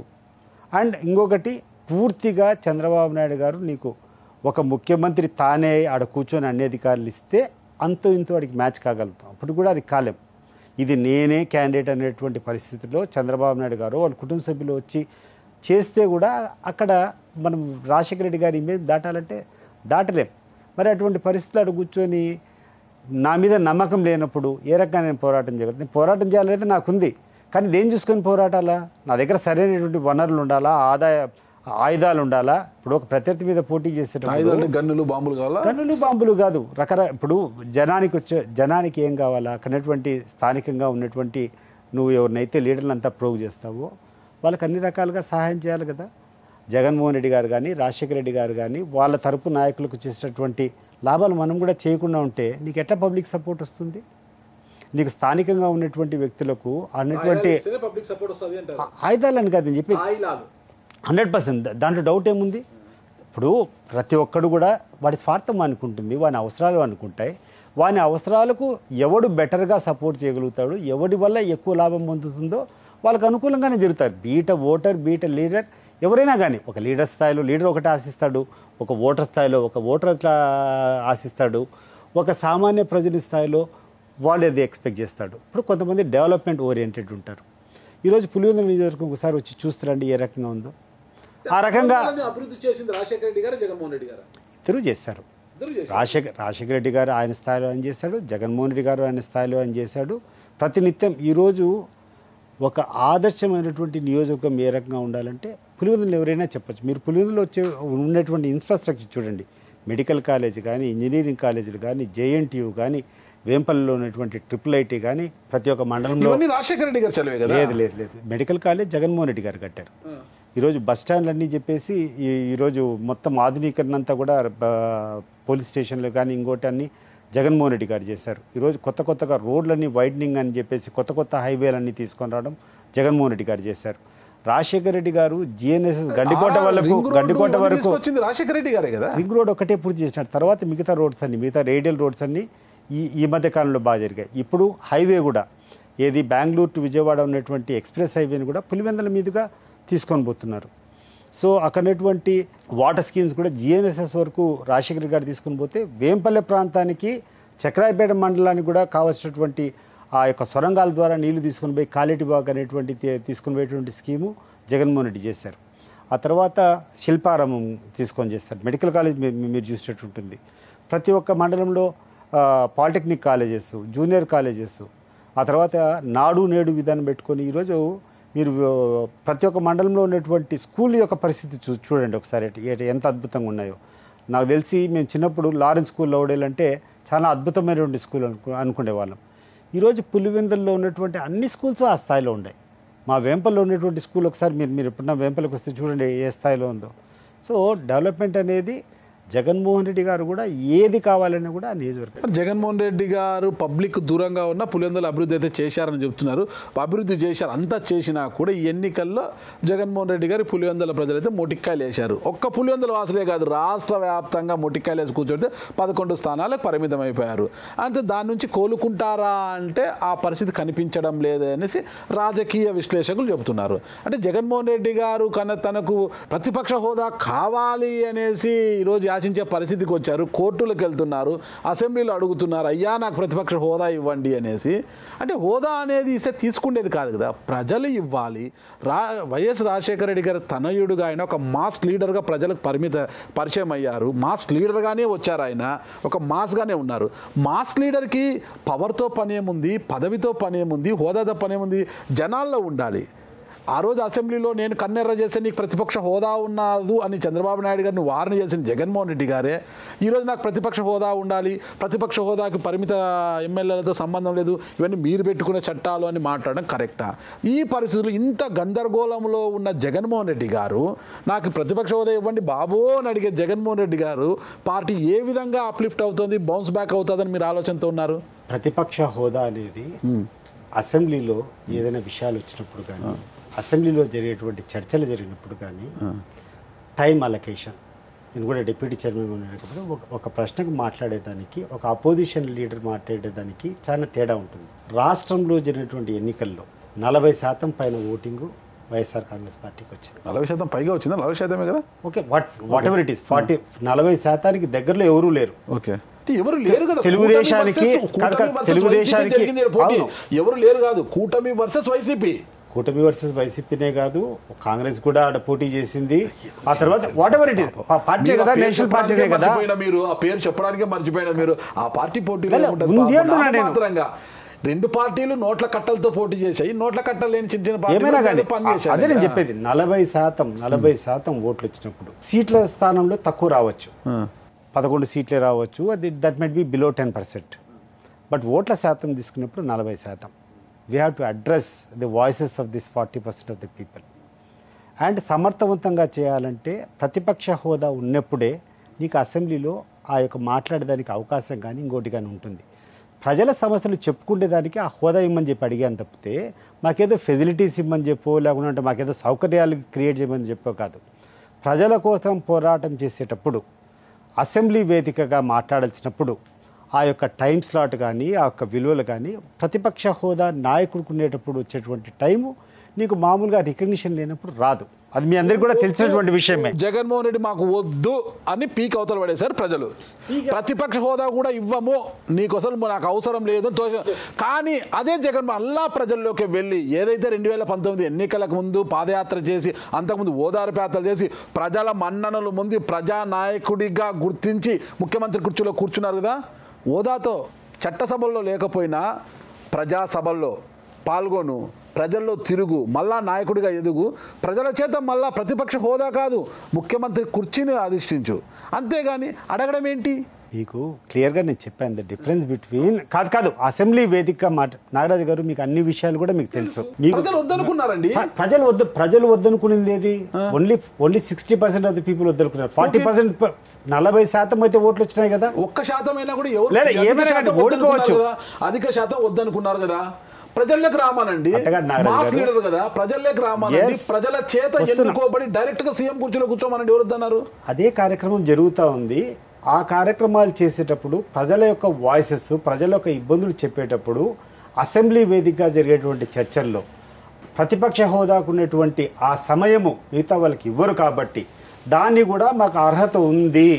యూ డి నాట్ టెల్ మాకు 10% కూడా సీట్లు రాలేదనేది వేరు, ఓట్లు రావడం లేదనేది ఒకటి. మీరు 10% సీట్లు రాలేదనే టెక్నికల్ ఇష్యూ మీద మీకు అపోజిషన్ పార్టీ లీడర్ ఇవ్వమని చెప్తున్నారు. కానీ మా క్లెయిమ్ ఏంటంటే 40% ఆఫ్ ది ఓట్, 10% కాదు 40% ఓట్లు మాకు వచ్చాయి. మరి 40% మంది మా మీద విశ్వాసం ఉంటారు. ప్రజలకు ఒక అపోజిషన్ మాదిరి. It is not only the part of the ruling party. ఈ ప్రజాస్వామ్యంలో పాలకపక్షానికి ఎంత బాధ్యత ఉందో ప్రతిపక్షానికి అంతకంటే కూడా బాధ్యత ఉంది. ఇప్పుడు పాలకపక్షం ఒకటే పాలించదు. రాను రాజకీయాలు పొల్యూట్ అయ్యొచ్చేమో కానీ మీరు ఒక డెమోక్రసీ సిస్టమ్ చూస్తే all of us it is a collective responsibility of both the parties. ప్రతిపక్షంగా మనం కూర్చొని ప్రజలు ఎక్కడైతే తప్పు చేస్తారో, పాలకపక్షం ఎక్కడైతే తప్పుడు నిర్ణయాలు తీసుకుంటారో ఎండగట్టాల్సిన అవసరం ఉంది, కరెక్ట్ చేయాల్సినటువంటి అవసరం ఉంది. ఆ కరెక్ట్ చేసే విధానంలో అసెంబ్లీలో ప్రతిపక్ష హోదా ఉండేటప్పుడు టైం స్లాట్ ఎక్కువ వస్తుంది. దానికోసం మేము పోరాటం చేస్తున్నాం తప్పితే మాకేదో వసతులు కావాలా, లేకుంటే మాకేదో ఫెసిలిటీస్ కావాలని చెప్పి చేసేది కాదు. ప్రజల పక్షాన సమర్థవంతంగా పోరాటం చేయాలంటే ఆ హోదా ఉంటే తప్పితే, ఆ యొక్క సమయం ఉంటే తప్పితే మేము అపోజిషన్లో అది సమర్థవంతంగా చేయలేమని చెప్పి ఆ హోదా అడుగుతున్నాం తప్పితే వేరే దానికి కాదు. రెండోది మీరు చెప్పారు కదా మాస్. Yes, we're definitely. ఈరోజు నేను సగర్వంగా చెప్తున్నా, చంద్రబాబు నాయుడు గారి కంటే, పవన్ కళ్యాణ్ గారి కంటే, ఈ రాష్ట్రంలో ఉన్నటువంటి ఏ నాయకుడి కంటే కూడా జగన్మోహన్ రెడ్డి గారికి ఉన్నటువంటి క్రేజ్ కానీ, గ్లామర్ కానీ, ఆయన మీద ఉన్నటువంటి అభిమానులు కానీ చాలా ఎక్కువ. గ్లామర్ కూడా అన్ని రకాలుగా కూడా అన్ని రకాలుగా మీరిద్దరిని ఒకసారి పంపించి రోడ్డు మీదకి కొన్ని వందల మంది వచ్చి పక్కన నిలబడుకొని మాకు సెల్ఫీలు కావాలి, ఫోటోలు తీసుకుందాం. ఈ రోజు కూడా నేను చూస్తున్నాను జగన్మోహన్ రెడ్డి గారి దగ్గర ప్రత్యక్షంగా దగ్గరగా ఉంటున్నాము. ఎవడొచ్చినా అన్న ఒక సెల్ఫీ అంటే ఆ క్రేజ్ ఉంటే వేరేది ఏం లేదు. Pawan Kalyan might be a cinema star, but ఒక పొలిటీషియన్కి ఇంత క్రేజ్ ఉండేది. జగన్మోహన్ రెడ్డి గారు తప్ప ఏం లేదు. మీరు ఏదైతే చెప్పారో 100% అది జరుగుతూనే ఉంది, జరుగుతుంది. అండ్ మీరు ఆశించినట్టు మీకు అది హేళనగా ఉన్నా, మీకు అది ఎగతాళిగా ఉన్నా 100% ఈరోజు రాసుకోండి.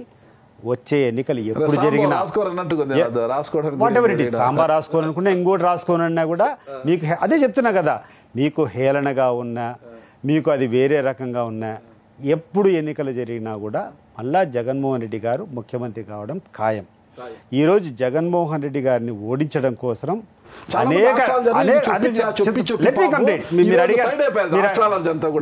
మీరు అడిగారు, నేను చెప్తున్నా, మీరు అడిగిన తర్వాత నేను చెప్పిన దయచేసి వినండి. జగన్మోహన్ రెడ్డి గారిని ఓడించడం ఒక వ్యక్తికి సాధ్యం కాక ముగ్గురు వ్యక్తులు, Pawan Kalyan, BJP party, Telugu Desam party, 3 పార్టీలు కలిసి ఆచరణ సాధ్యంగానేటువంటి హామీలన్నీ మీరు ఇచ్చి లేనిపోని అబద్ధాలన్నీ చెప్పి ప్రచారం చేసుకొని ఓడించినారు.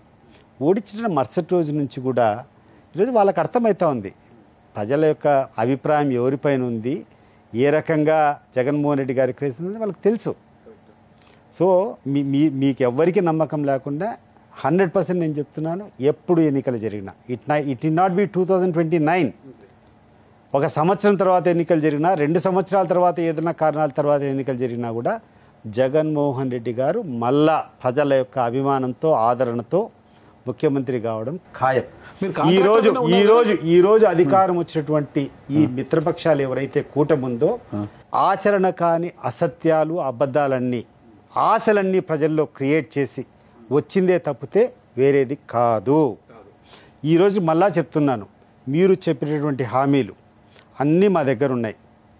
మీరు ఒకవేళ జగన్మోహన్ రెడ్డి గారు తప్పు చేశారంటే అన్ని హామీలు ఇవ్వాల్సినటువంటి అవసరం ఏముంది? మీరు ఇచ్చేటువంటి హామీలు అమలు చేయండి. మీరు అమలు చేస్తారు, డెఫినెట్గా మీరు అధికారంలోకి వస్తారు. మీరు ఆ హామీల్లో ఏమాత్రం అమలు చేయలేనటువంటి పరిస్థితి ఉంటే 100కి 100 ప్రజల దృష్టిలో మీరు దోషులు అవుతారు. అదొక్కటే. ఇప్పుడు అన్నిటికంటే ముఖ్యము, జగన్మోహన్ రెడ్డి గారు అధికారంలో ఉండేటప్పుడు ఏ రకమైనటువంటి కార్యక్రమాలు చేశారు, ఆయన ఓడించేదానికి మీరు ఏమేమి ఆశలు కల్పించారు అంతే. మీరు ఇదే చెప్తారు. ఇసుక గురించి నానా యాగి చేశారు, నానా అక్రమాలు. ఇప్పుడు ఏం జరుగుతుంది? ఇప్పుడు చెప్పండి అన్న, మీరు జగన్ దింపేశారు. ల్యాండ్ టైటిలింగ్ విధానంలో వాళ్ళ సొంత భూములకు వాళ్ళ పాస్ పుస్తకాల మీద జగన్మోహన్ రెడ్డి గారు ఫోటో పెట్టుకున్నారు. మా భూములు కూడా జగన్మోహన్ రెడ్డి గారు లాక్కుంటారేమో అని ప్రజలు భయపడ్డారు, జగన్మోహన్ రెడ్డి దింపేశారు. ఇప్పుడు కూడా అంతే, 6 గ్యారంటీస్ ని అమలు చేయకపోతే కూటమి ప్రభుత్వం కూల్చే పని కూడా ప్రజలు పెట్టుకుంటారు. 6 గ్యారంటీస్ ఒకటే కదా నాగరాజు గారు, మీరు 6 గ్యారంటీస్ అనడం లేదు, 600 హామీలు. ఓకే, మీకు ప్రతి సందర్భంలో నేను చూపిస్తాం. అండ్ ఎవరో మాట్లాడేంటి కాదు, చంద్రబాబు నాయుడు గారు వివిధ సందర్భాల్లో వివిధ వ్యక్తులతో మాట్లాడేటప్పుడు ఆయన ఇచ్చినటువంటి హామీలు. Don't be confine to 6. 6 హామీలని మీరు అంటున్నారు, 6 గ్యారంటీలు కాదు. ఆ 6తో పాటు 600 హామీలు. నేను ఒకటి చెప్తున్నా, మీకు క్లిప్పింగ్స్ చూపించిన విలేజ్ గ్రామ నేను తీసుకున్నాను కదా, మీకు చూపిస్తాను. గ్రామ వాలంటీర్ల గురించి అంటే ఈరోజు నేను I did not come prepared. నేను మీరు డౌన్లోడ్ చేసుకుని చెప్తారు. గ్రామ వాలంటీర్ల గురించి ఏం చెప్పాడు చంద్రబాబు నాయుడు, మీరు చెప్పండి. మీకు కూడా అవగాహన ఉంది కదా, క్లోజ్లీ ఫాలోయింగ్. 5,000 కాదు, మీరు చేసే సేవకు 10,000 రూపాయలు. విన్నారా మీరు? విన్నాడు. మరి ఈ రోజు ఏం చేశారు? 5,000 కూడా ఇవ్వకుండా వాడు తీసేసావు కదా. Is it not against ethics? 2019లో ఓటమి తర్వాత, జనసేన ఓటమి తర్వాత జనసేనకు 6.7 ఐ థింక్ 1% అటు ఇటు 6.8 ఐ థింక్ 6.7 అనుకుంటా, ఒక్క స్థానమే రాజులు, అది కూడా వైసీపీ లాగేసుకుంది. ఓకేనా?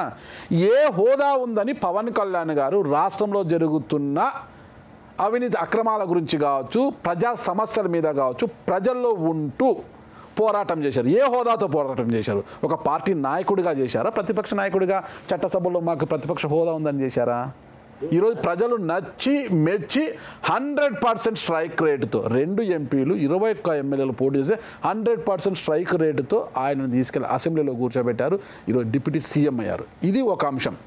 ఇంకోటి అన్నారు, చాలా ఫాలోయింగ్ ఉంది ఈరోజు జగన్మోహన్ రెడ్డి గారికి, పవన్ కళ్యాణ్ గారికి తీసుకుంటే చాలా ఫాలోయింగ్ ఉంది, ప్రజల మద్దతు కూడా ఎక్కువ ఉంది అన్నారు. అది కూడా కరెక్టే, జగన్మోహన్ రెడ్డి గారికి ఉంది. ఈరోజు విజయవాడ వరద బాధితులకు సంబంధించి పవన్ కళ్యాణ్ గారు తన వ్యక్తిగతంగా 400 పంచాయతీకి 1,00,000 చొప్పున 4 కోట్లు, 2 రాష్ట్ర ప్రభుత్వాలకు 1 కోటి సీఎం రిలీఫ్ ఫండ్ 6 కోట్లు ఇస్తే, ఇంత మీరు చెప్పిన జనాకర్షణ ఉన్న జగన్మోహన్ రెడ్డి గారు తన పార్టీ నుంచి 1 కోటి రూపాయలు విరాళం ఇచ్చారు. పార్టీ నుంచి పవన్ కళ్యాణ్ గారు ఒక సినీ స్టార్ 6 కోట్లు ఇస్తే, జనాకర్షణ ఉన్న జగన్మోహన్ రెడ్డి గారు 1 కోటి రూపాయలు ఇచ్చారు. ఇక్కడ ఎవరు గొప్ప చెప్పండి? జగన్మోహన్ రెడ్డి గారు ఏవంటే అబద్ధ వాగ్దానాలు చేయలే. క్లియర్గా మేనిఫెస్టోలో కాదంటారా ఏది మద్యపాన నిషేధము? మద్యపానము విడతల వారీగా నిషేధిస్తాను, ఎన్నికల నాటికి మద్యాన్ని ముట్టుకుంటే షాక్ కొట్టాలి అన్నారు. ఏడగొట్టింది? ప్రజల్ని మోసం చేయడం కదా. అరే విడతల వారీగా మద్య నియంత్రణ చేస్తాను అంటే మా కుటుంబాల్లో వెలుగులు నిండుతాయి, మా భర్తలు తాగుడికి బానిసైన మా భర్తలంతా మారిపోతే మా కడుపులు బాగా నిండుతాయి, మా కుటుంబాల్లో వెలుగులు నింపుతాయని ఆశించిన ఆడవారి జీవితాల్లో చీకటి నింపలేదా మీ ప్రభుత్వము? 100కి 100 తప్పులు జరగలేదనేటువంటి విషయం నేను చెప్పను. ఓకే, తప్పులు జరగలేదు అని చెప్పి వాదించేంత మూర్ఖుని కూడా కాదు. డెఫినెట్గా పాలన విషయంలో కొన్ని తప్పులు జరిగాయి. ఆ తప్పుల కంటే ఎక్కువ దాన్ని క్రియేట్ చేయడం కూడా జరిగింది. ఇప్పుడు తప్పులు చేయడం ఒకటి, తప్పులు చేయకుండా క్రియేట్ చేయడం ఒకటి. నేను ఒకటి అడుగుతున్నాను, మీకు తెలుసన్నా, మీరు పత్రికా రంగంలో ఉన్నారు, మీరు ప్రతి ఒక్క విషయం తెలుస్తుంది. ఎక్సైజ్ పాలసీలో చంద్రబాబు నాయుడు గారు డబ్బులు దండుకోలేదా? మీకు అన్ని విషయాలు తెలుసు, రికార్డ్ కొన్ని మనం మాట్లాడచ్చు, కొన్ని మాట్లాడకూడదు. కానీ నేను ఒక స్ట్రైట్ పాయింట్ నేను అడుగుతున్నాను. జగన్మోహన్ రెడ్డి గారు వాళ్ళ ప్రభుత్వంలోనే ఆదాయాలు తీసుకున్నారా, లేకుంటే అంత ముందున్నటువంటి ప్రభుత్వాల్లో, చంద్రబాబు నాయుడు గారు ఉన్నటువంటి ప్రభుత్వంలో, ఈ అబ్కారీ విధానంలో, ఈ యొక్క లిక్కర్ పర్చేస్ విధానంలో డబ్బులు సంపాదించలేదా? ప్రతి ఒక్కడు ప్రభుత్వం నడిపేటప్పుడు కొన్ని వనరులు కావాలి. సొంత వారికి డిస్టిలరీలు కట్టిపెట్టి సొంత బ్రాండ్లు తయారు చేసి ఏపీలోకి వచ్చిన వారు మద్యం తాగాలంటే అడలితి వాయమో ఏపీ మద్యం మాకొద్దురా బాబు, ఎందుకు భూమి బీరు, ప్రెసిడెంట్ మెడలు, గోల్డ్ మెడలు, 3 క్యాపిటల్స్, ఇదేంది మందురా బాబు అనే పరిస్థితి. మంచి బ్రాండ్ చూస్తామంటే ఓన్లీ జే బ్రాండ్స్. మీరు చెప్తున్నటువంటి కొన్ని విషయాలు, కొన్ని తప్పులు జరిగినటువంటి మాట వాస్తవము, దాంట్లో ఇబ్బంది లేదు.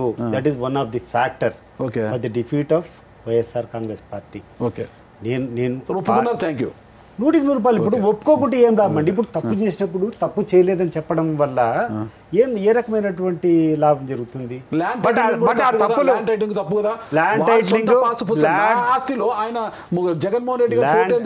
Land titling act is a very good act. Okay, నేను ఒక రైతును, నేను కూడా చెప్తున్నాను. బట్ దాన్ని ప్రజల్లోకి తీసుకొని పోయినటువంటి విధానం తప్పుగా పోయింది.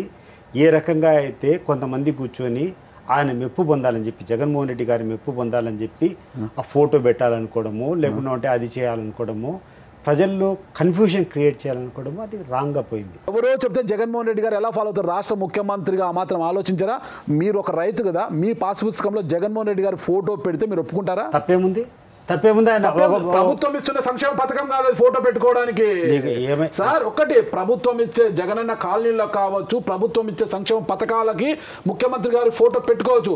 మీ సొంత ఆస్తికి ప్రభుత్వం ఇచ్చే పట్టాదారు ముఖ్యమంత్రి ఫోటో పెట్టడమో, లేకుంటే ప్రభుత్వ సింబల్ పెట్టడమో. ఇప్పుడు నా ఆస్తి అయినా కూడా ప్రభుత్వ సింబల్ వేస్తుందా? ప్రభుత్వం రాజముద్ర వేస్తుందా? రాజముద్ర వేదంటే గెజిట్, ఇది మీ ఆస్తి, ప్రభుత్వం గుర్తించింది. వాళ్ళ ఆస్తి మా ఆస్తి అని చెప్పామా? జగన్మోహన్ రెడ్డి ఆస్తి అని చెప్పారా? కస్టోడియన్ ముఖ్యమంత్రిగా, ప్రభుత్వం దానికి కస్టోడియన్ మాత్రం జగన్మోహన్ రెడ్డి గారు, వాళ్ళ ఆస్తులకు కాదు. 100కి 100 ఉద్దేశంలో ఎటువంటి తప్పు లేదు. Land titling act is the best act. ఈ రోజు కూడా నేను చెప్తున్నాం, ఈ రోజు కూడా మేము నమ్ముతున్నాం. బెస్ట్ ఐడియా నేను చెప్తున్నా కదా. దాంట్లో జరిగినటువంటి ఈ లొసుగులు కొన్ని, మీరు ఇప్పుడు దాంట్లో ఏం పెద్ద తప్పు ఉంది నాకు అర్థం కావడం లేదు. దాన్ని క్రియేట్ చేసి కొంతమంది ఆయన ఫోటోలు పెట్టుకుంటున్నాడు, మీ ఆస్తి ఆయన్నే తీసుకుంటాడు, ఈ ఆస్తి అంతా తీసుకుని పోయి తాకట్టు పెడతాడు, ఈ రకంగా చెప్పడం జరిగింది. అసలు ల్యాండ్ టైటిలింగ్ యాక్ట్ అనేది ఈ ఎనాక్ట్మెంట్ పార్లమెంట్లో ఈ రోజు కూర్చున్నటువంటి బీజేపీ ప్రభుత్వం దిస్ ద బెస్ట్ యాక్ట్ అని చెప్పి సర్టిఫై చేసింది. విమర్శలు మన ఏపీలోనే వచ్చాయి. అదే చెప్తున్నా కదా, మేము సమర్థవంతంగా ఒక విధంగా అమలు చేసే మన ఏపీలోనే కదా మరో రకంగా అమలు చేశారు. నా తండ్రి ఫోటో ఉండాలి కానీ జగన్మోహన్ రెడ్డి గారి ఫోటో ఉండాలి చెప్తున్నా కదా. కొన్ని తప్పు సలహాలు, ఇప్పుడు ఆ రకంగా ఎటువంటి ఫీలింగ్ అదే గాన పెట్టకుండా ఉంటే ఎటువంటి ప్రాబ్లం లేదు. ఎలక్షన్స్ కు ముందు చంద్రబాబు నాయుడు గారు ఎక్కడ గెలిచిపోతారనే ఉద్దేశంతో 74 ఏళ్ల వయసున్న వృద్ధుడు అనుకో చంద్రబాబు నాయుడు గారిని ఒక మూడు సార్లు ముఖ్యమంత్రిగా పనిచేసే అనుభవం ఆయనని తీసుకెళ్లి ఐ థింక్ 50 రోజుల పైగానే 51-57 రోజులు ఆయన జైల్లో పెట్టారే, మహాపాపం కదా అది. రాజకీయాలు నాకు కొత్త కాదు, మీకు కాదు, మీకు కొత్త కాదు. నేను జర్నలిస్ట్, రాజకీయ అంటే రాజకీయాలు 24 గంటలు జర్నలిస్ట్ గా రాజకీయం కొత్త కాదు. అదే నేను చెప్పేది. అంటే రాజకీయ నాయకులతో, రాజకీయ కార్యక్రమాలతో మీకు కొత్త కాదు. అది వాస్తవం. జగన్మోహన్ రెడ్డి గారి వయసు రాజశేఖర రెడ్డి గారు చనిపోయినప్పుడు ఎంత 35-36 ఏళ్ళు ఉంటాయి. తండ్రి చనిపోయాడు, ఒక గొప్ప నాయకుడు చనిపోయాడు. ఏ రకంగా చంద్రబాబు నాయుడు గారు బిహేవ్ చేశారు, ఏ రకంగా కాంగ్రెస్ పార్టీ బిహేవ్ చేసింది, ఒక్కసారి ప్రతి ఒక్కరు కూడా ఒకసారి పరిశీలించుకోవాలి. నిజంగా ఈ మాటలు చెప్పేటప్పుడు కళ్ళలో నీళ్ళు తిరుగుతున్నాయి. 36 years వయసులో ఉన్నటువంటి ఒక తండ్రి చనిపోయినటువంటి బిడ్డ దగ్గర అమానుషంగా కూర్చొని అవినీతి చేశాడు, అక్రమాలు చేశాడు అని చెప్పి 18 నెలలు జైల్లో పెట్టారే.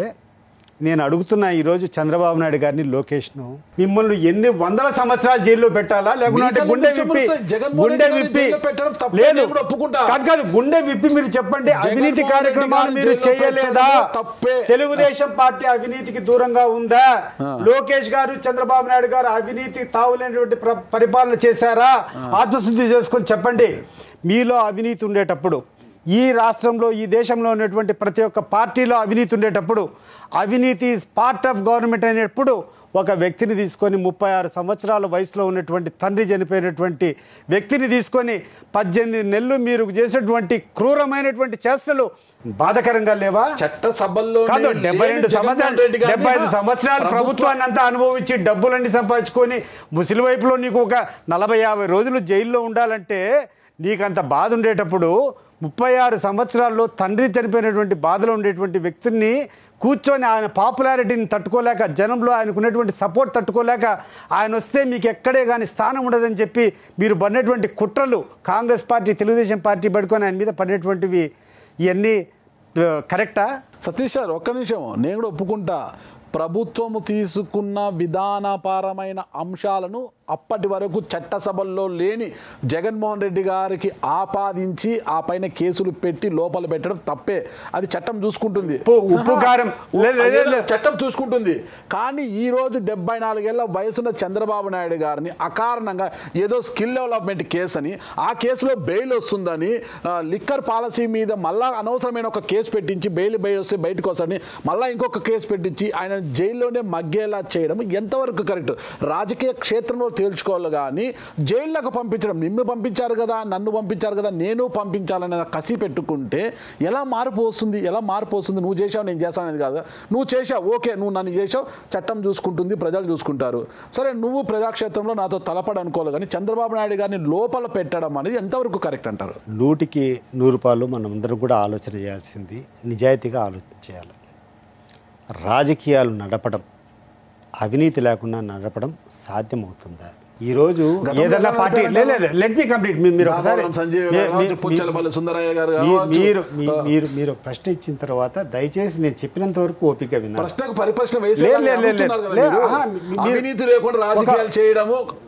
మీరు అడిగారు, నేను చెప్తున్నా, లెట్ మీ కంప్లీట్ తర్వాత అడగండి. మీరు అడిగారు, నేను చెప్పిన తర్వాత, నేను కంప్లీట్ చేసిన తర్వాత మళ్ళీ మీరు సప్లిమెంట్స్ ఎన్నైనా మీరు వేసుకోండి, చెప్పండి.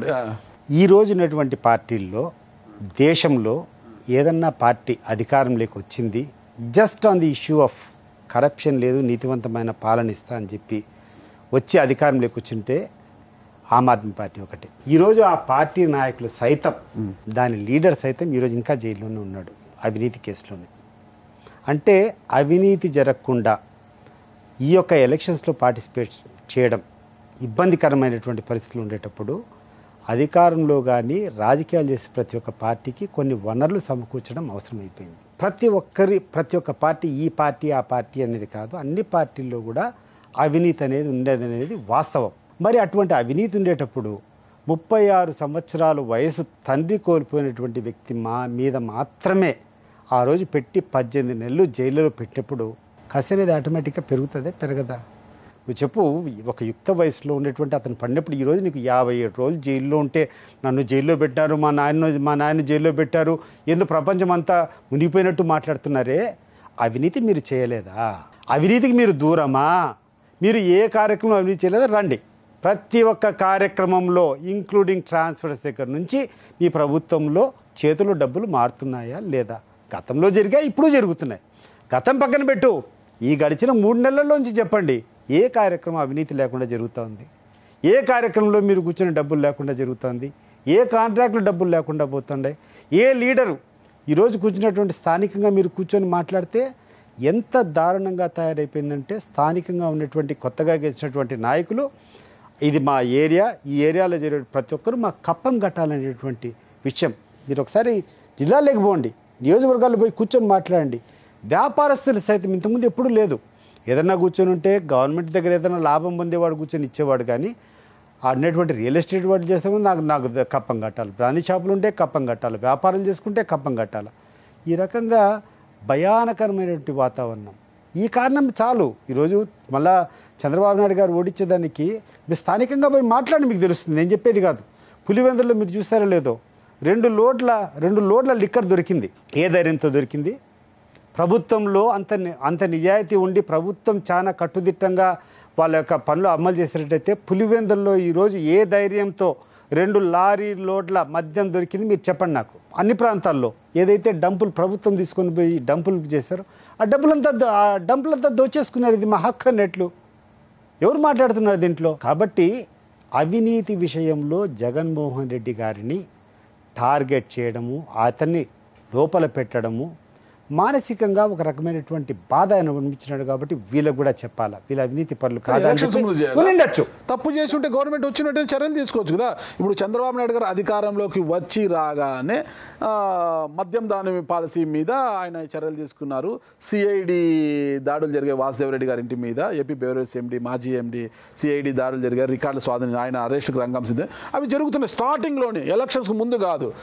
4.5 సంవత్సరం కాలయాపన చేసి 4.5 సంవత్సరం అయిపోయిన తర్వాత ఎలక్షన్స్కి ముందు చంద్రబాబు నాయుడు గారిని తీసుకెళ్ళి బోన్లో పెట్టడం ఏంటి? చంద్రబాబు నాయుడు గారికి జగన్మోహన్ రెడ్డి గారికి ఉన్నటువంటి వ్యత్యాసం ఏంటంటే చంద్రబాబు నాయుడు గారికి చాలా అపారమైనటువంటి అనుభవం ఉంది. తప్పు చేయాలన్నా కూడా తప్పు చేసే విధానంలో అతను ఇరుక్కోకుండా అతను తీసుకోవాల్సినటువంటి జాగ్రత్తలన్నీ తీసుకొని అవినీతి చేసుకుంటా పోతారు. ఇప్పుడు ఆయన ఏ తప్పు చేయాలన్నా కూడా తన మీదికి రాకుండా అతను ఎక్కడే కానీ ఇబ్బంది పెరగకుండా దాన్ని ఒక క్యాబినెట్ డెసిషన్ గానో ఇంకోటి గానో ఆ తీసుకునే అనుభవం అతను ఉంది కాబట్టి చేశారు. జగన్మోహన్ రెడ్డి గారికి వచ్చేటప్పటికి అనుభవం తక్కువ. ఆ తర్వాత వ్యక్తిగతంగా కూడా జగన్మోహన్ రెడ్డి గారిలో ఇంకా పరిపక్వం రావాలి. ఆయన యొక్క ఆశయాలు కానీ మనసు మాత్రం వెన్న. నేను చాలా దగ్గరగా ఇటీవల ఈ 4-5 నెలల్లో నేను గమనించింది ఏంటంటే ఆయన మనసులో ఎప్పుడు కూడా పేదవాళ్ళకి ఏ రకంగా మేలు చేయాలా, ఈ సమాజంలో ఉన్నటువంటి అట్టడుగున వారికి ఏ రకంగా ఆదుకోవాలా, వాట్ ఈస్ ద ప్రియారిటీ అనేది ఉంది. ఇంకా అతనిలో పరిపక్వం రావాలా, మార్పులు రావాలా, ఆ యొక్క అడ్మినిస్ట్రేషన్ చేసేటువంటి విధానంలో, ఆ తర్వాత కమ్యూనికేట్ చేసేటువంటి విధానంలో కూడా మార్పులు తీసుకొని రావాలి. ఐ థింక్ బహుశా ఈ 5 ఏళ్లలో కూడా ఆయన ఒక పరిపక్వమైనటువంటి నాయకుని చూసేదానికి అవకాశం ఉంటుంది. బట్ ఆశయం అయితే చాలా గొప్పది. మీరు గమనించండి, చుట్టూ ఉన్న కోటరీ అది మారనివ్వడం లేదు.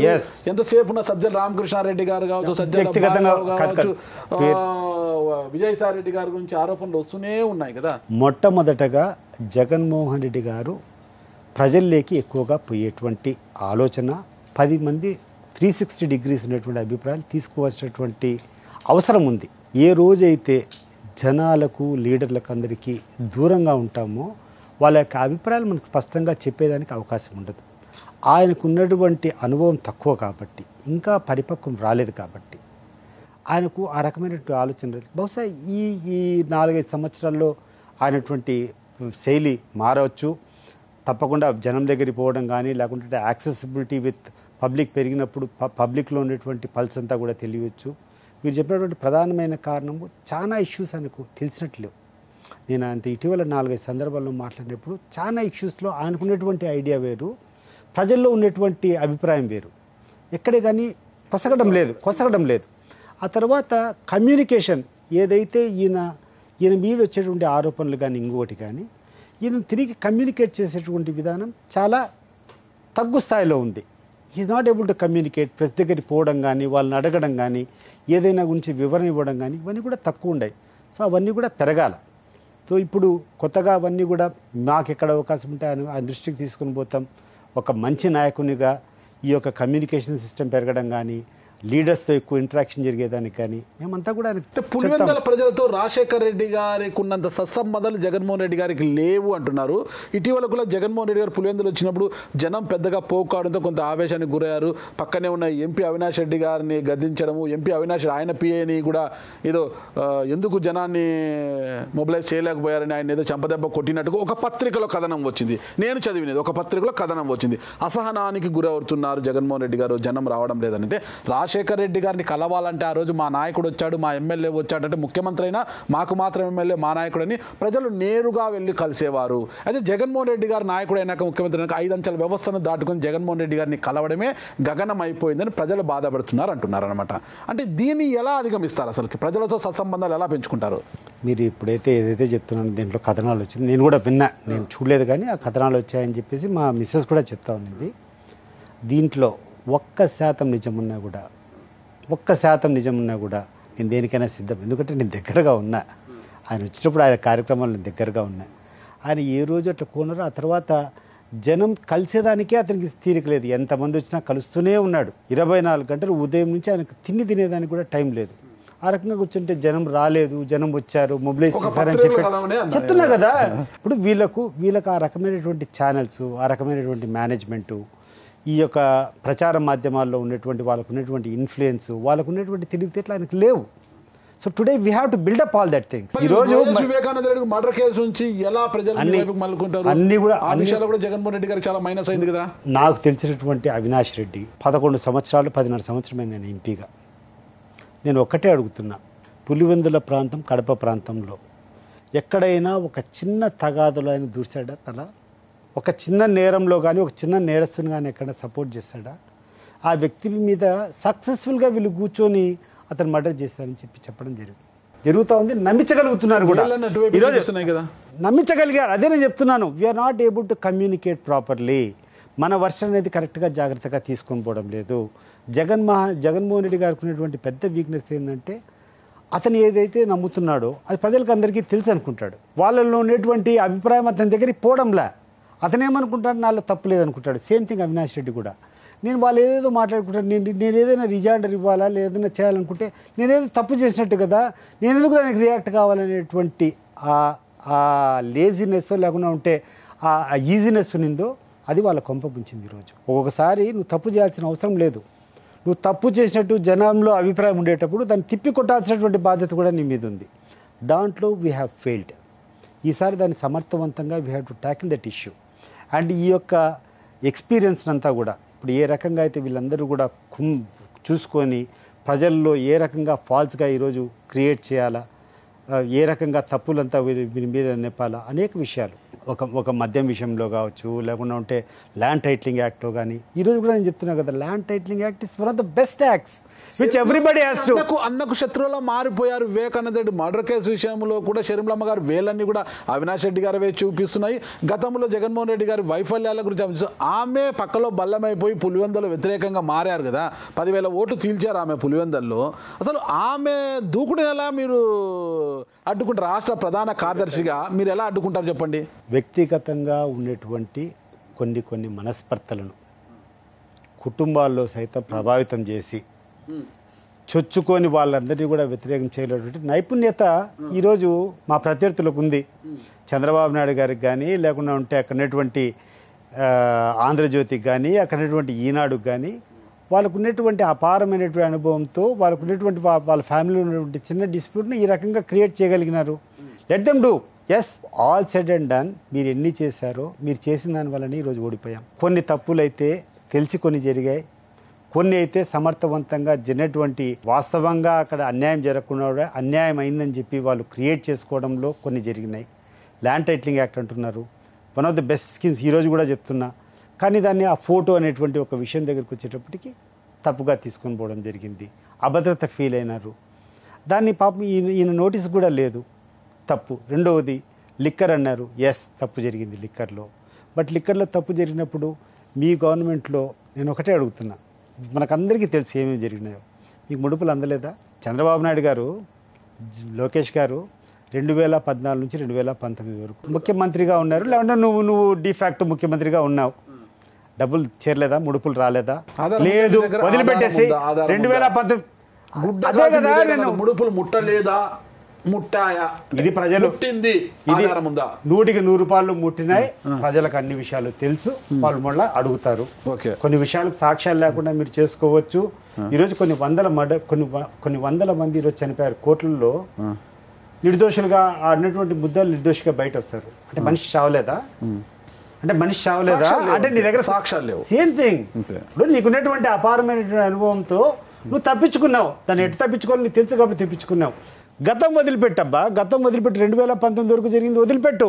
2024లో నువ్వు అధికారంలోకి వచ్చినావు. నువ్వు అధికారంలోకి వచ్చినప్పటి నుంచి ఇప్పటి వరకు నీకు ఈ లిక్కర్ సిండికేట్తో నీకు ముడుపులు రావడం లేదా? You have to answer all this things. Yes we will fight it, but will give some time for you also. కొత్తగా ఇచ్చినావు కాబట్టి 6 నెలలో 5 నెలలో ఇస్తాము.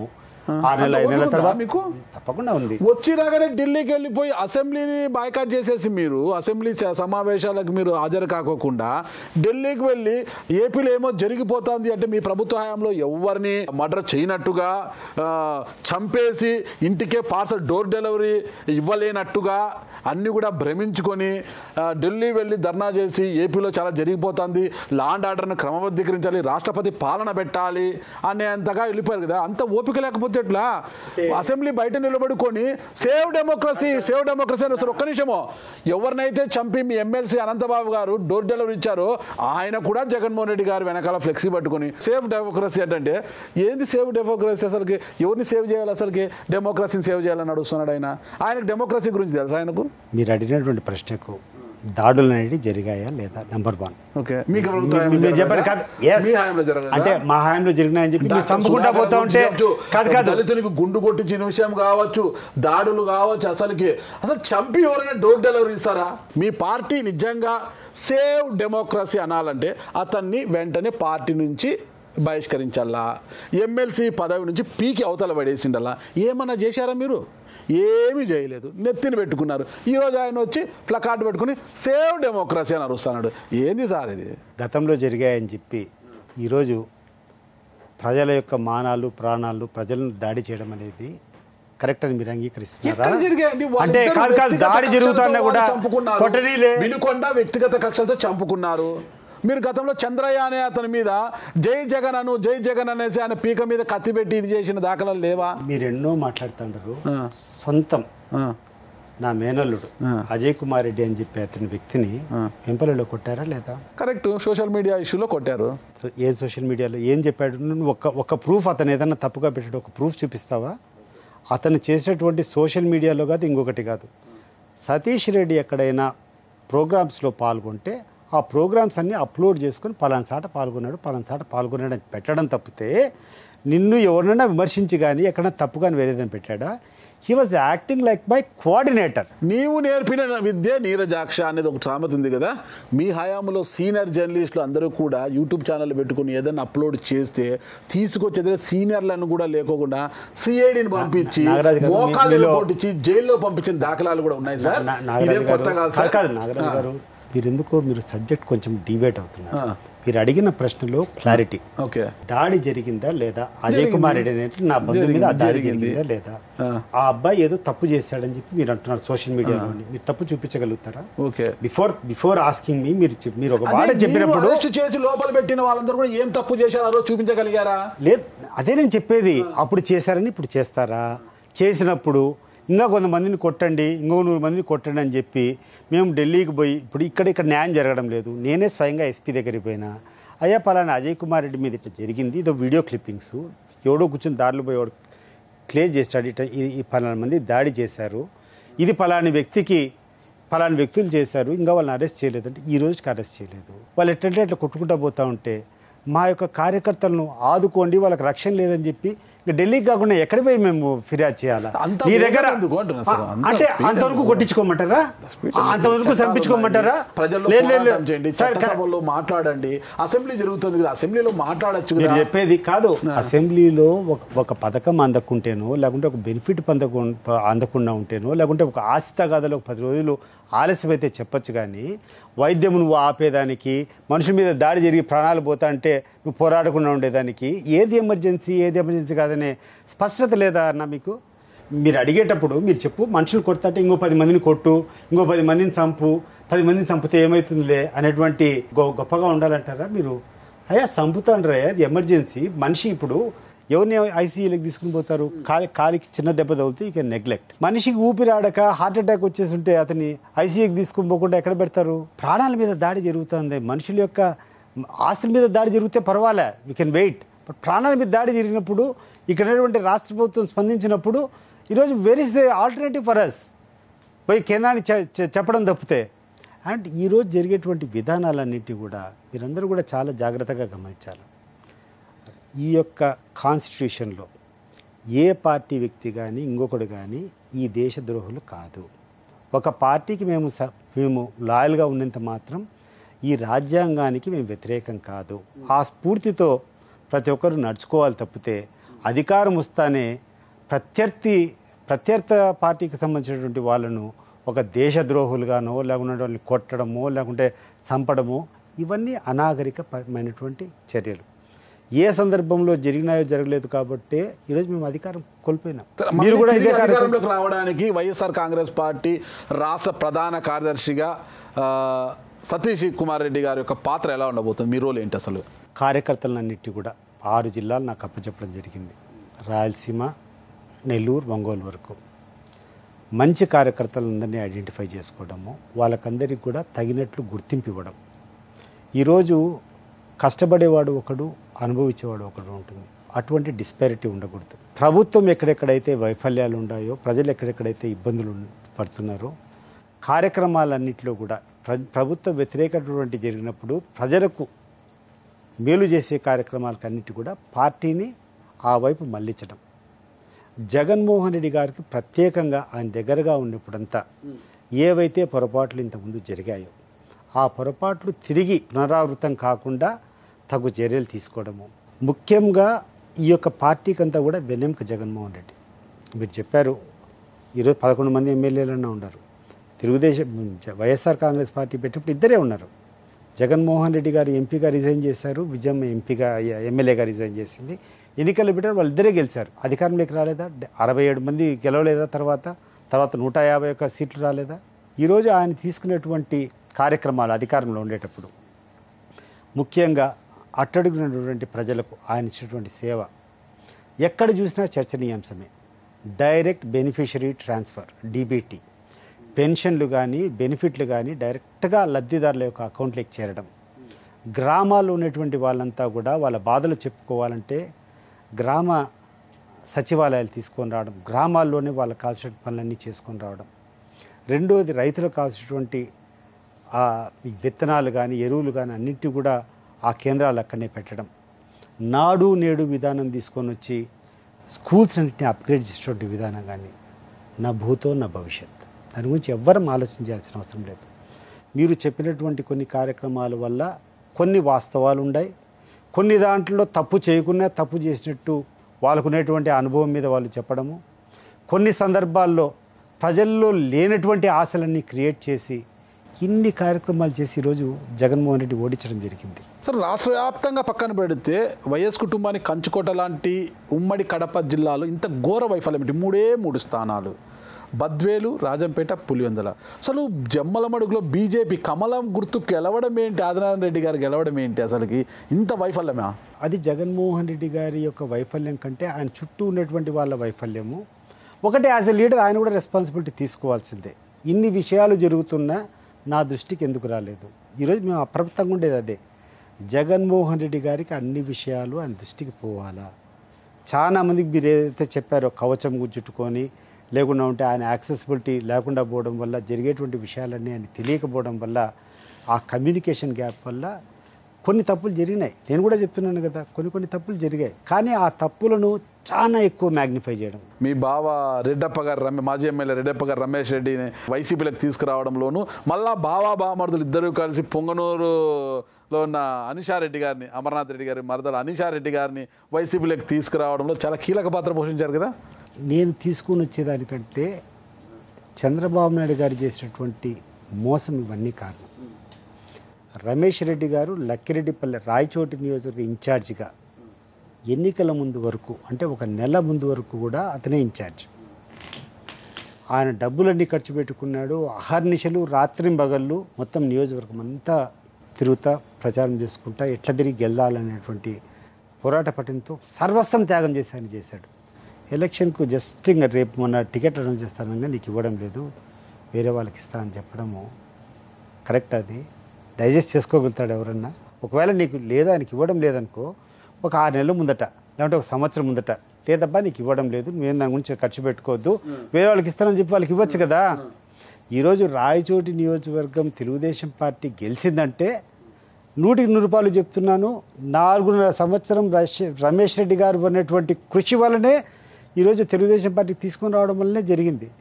ఈరోజు పులివెందులలో నీకు అన్ని శాతం ఓట్లు వచ్చినాయంటే కారణము నేను బిల్డప్ చేసినటువంటి పార్టీ. కొత్తగా ఎవరు రాలే పార్టీలోకి, నేను తీసుకున్నటువంటి వచ్చినటువంటి నాయకులే తప్పితే కొత్తగా ఎవరు రాలేదు. సో ఎవడైతే కష్టపడినాడో పార్టీని నీ అవకాశం వచ్చినప్పుడు తీసుకొని, ఎవడైతే మోసపడినారో వాళ్ళందరూ కూర్చొని మేము అన్యాయం గురైనా అని చెప్పి వైఎస్ఆర్ కాంగ్రెస్ పార్టీకి రావడం తప్పితే నేను ప్రత్యేకంగా చేసేటువంటి ఎఫర్ట్ ఏం లేదు.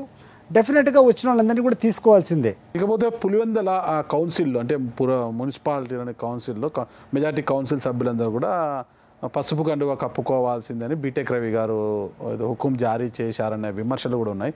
మరి వాళ్ళు కండువా మార్చుకోకుండా పార్టీ ప్రధాన కార్యదర్శిగా మీరేం చేయబోతున్నారు? అన్ని రకాలుగా లీడర్లతో పిలుస్తాం, మాట్లాడతాం. ఆడ జరిగినటువంటి కొన్ని ప్రాబ్లమ్స్ ఉన్నాయి, వీటికి వీలైనంత, ఎందుకంటే దెర్ ఈస్ అ గ్యాప్. కొంచెం పార్టీకి, పార్టీ నాయకత్వానికి, అక్కడటువంటి స్థానిక లీడర్లు కూడా మీరు ఏదైతే చెప్తారో యాక్సెసిబిలిటీ అనేది, అంటే అందుబాటులో ఉండడం అనేది కొంచెం తక్కువ జరిగింది. అవన్నీ కూడా కవర్ చేసుకోవాలా. మళ్ళా ఇక్కడటువంటి ప్రజలకైతేనేమి, లీడర్లకైతేనేమి మళ్ళీ కాన్ఫిడెన్స్ బిల్డప్ చేయాలా. మాకు మళ్ళీ న్యాయం జరుగుతుందనేటువంటి వాళ్ళకు ఆ కాన్ఫిడెన్స్ని మనము ఇవ్వాలా. అవన్నీ చేస్తాం. ఇంకొకటి ఏంటంటే యూసీఐఎల్లో కావచ్చు, పులివెందుల యూసీఐఎల్లో కావచ్చు, పులివెందుల మెడికల్ కళాశాలలో కావచ్చు, ఇడుపులపాలెం త్రిబుల్ ఐటీలో కావచ్చు, ఇక్కడంతా కూడా వైసీపీ అధికారం ఉన్నప్పుడు కాంట్రాక్ట్ కార్మికులు చాలామంది ఉన్నారు. ఇప్పుడు అంతా కూడా వాళ్ళంతా కూడా వైసీపీకి చెందిన వారిని ఉద్దేశం అందరినీ కూడా తొలగించేశారు అంటున్నారు. అంటే వాళ్ళందరినీ రోడ్డును పడ్డారు. తిరిగి వాళ్లకు న్యాయం చేయడానికి పార్టీ ప్రధాన కార్యదర్శిగా మీరు ఏం చేయబోతున్నారు? తప్పకుండా వాళ్ళ తరఫున పోరాటం చేయాలా. పోరాటం చేసే రకంగా అన్ని కార్యక్రమాలు ఉంటాయి. ఒక ఉద్యోగం అనేది ఎవరిని కూడా ఒక లైఫ్ సెటిల్ అవుతుంది. ఒక ఉద్యోగం అయిన తర్వాత ఇంకా నాకు ఈ జీతం వస్తుంది, దీని ప్రకారం నా పిల్లలను చదివించుకొని ఒక ప్లాన్ చేసుకుని ఉంటాడు. వాళ్ళు ఉన్నటువంటి నిరాశలు చేయడం కరెక్ట్ కాదు. కొత్త అవకాశాలు వచ్చాయనుకో, కొత్త అవకాశాలు తీసుకొని రా. పులివెందుల్లో కాదు, ఎక్కడైనా ఆల్రెడీ ఒక ఎగ్జిస్టింగ్ ఎంప్లాయీ ఎవడైనా ఉంటే వాడిని ఆ ఉద్యోగం నుంచి తరలించడం, తీసేయడము, ఆ స్థానంలో కూర్చొని ఒక తీసేసిన స్థానంలో నా మనిషిని నింపుకోవాలని కూడా కరెక్ట్ కాదు.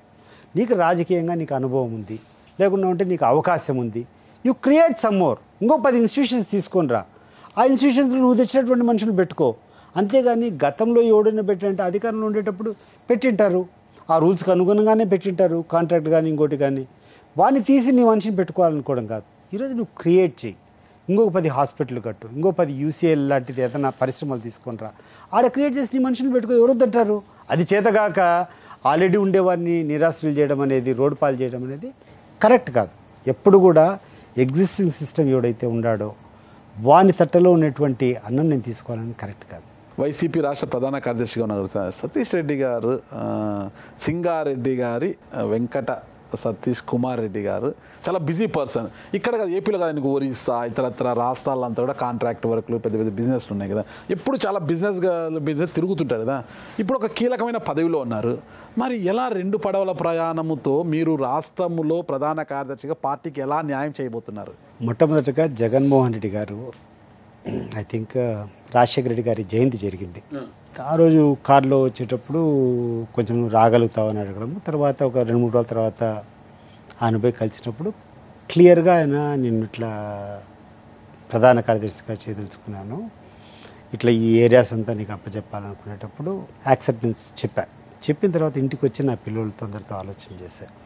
రాజకీయంగా ఒక మంచి స్థానంలో ఎందుకు వచ్చిందో ఆయనకు మరి ఈ తక్కువ ఇంటరాక్షన్లోనే నాలో ఏం చూశాడో ఒక నమ్మకం, ఒక విశ్వాసం అనేది దాన్ని పెట్టుకొని హైయెస్ట్ ఎలివేషన్. ఇప్పుడు పార్టీల ప్రధాన కార్యదర్శి అంటే మామూలు కాదు. 27 సంవత్సరాలు నేను ఒక బలమైనటువంటి ముఖ్యమంత్రి స్థాయి వ్యక్తితో పోరాటం చేస్తానని కూడా నాకు మినిమం లిఫ్ట్ కూడా వేయాలి. అట్లాంటిది ఒక 4 నెలల పాటు వీళ్ళ కోసం కృషి చేస్తాను, నాలో ఏం చూశాడో అంత లిఫ్ట్ ఇస్తున్నాడు, తప్పకుండా చేయాలని చెప్పి ఇంటికి వస్తానని నా పిల్లలు, నా మిస్సెస్తో అందరితో కూడా మాట్లాడడం జరిగింది. నా అబ్బాయిలు కూడా ఫార్చునేట్లీ ఈ ఎలక్షన్ కంటే ముందే చదువులు పూర్తి అయిపోయినాయి. నా పెద్ద కొడుకు BBA LLB, నా చిన్న కొడుకు సివిల్ ఇంజనీరింగ్. జస్ట్ అందరికీ ఒక 6 నెలల కిందట, ఎలక్షన్కి ఒక 2-3 నెలల కిందట అయిపోయినాయి. సో వాళ్ళకి చెప్పా, మీ బాధ్యతలు మీరు చేసుకోవాలా, don't expect anything from me. From here on I will be only an advisory body to you.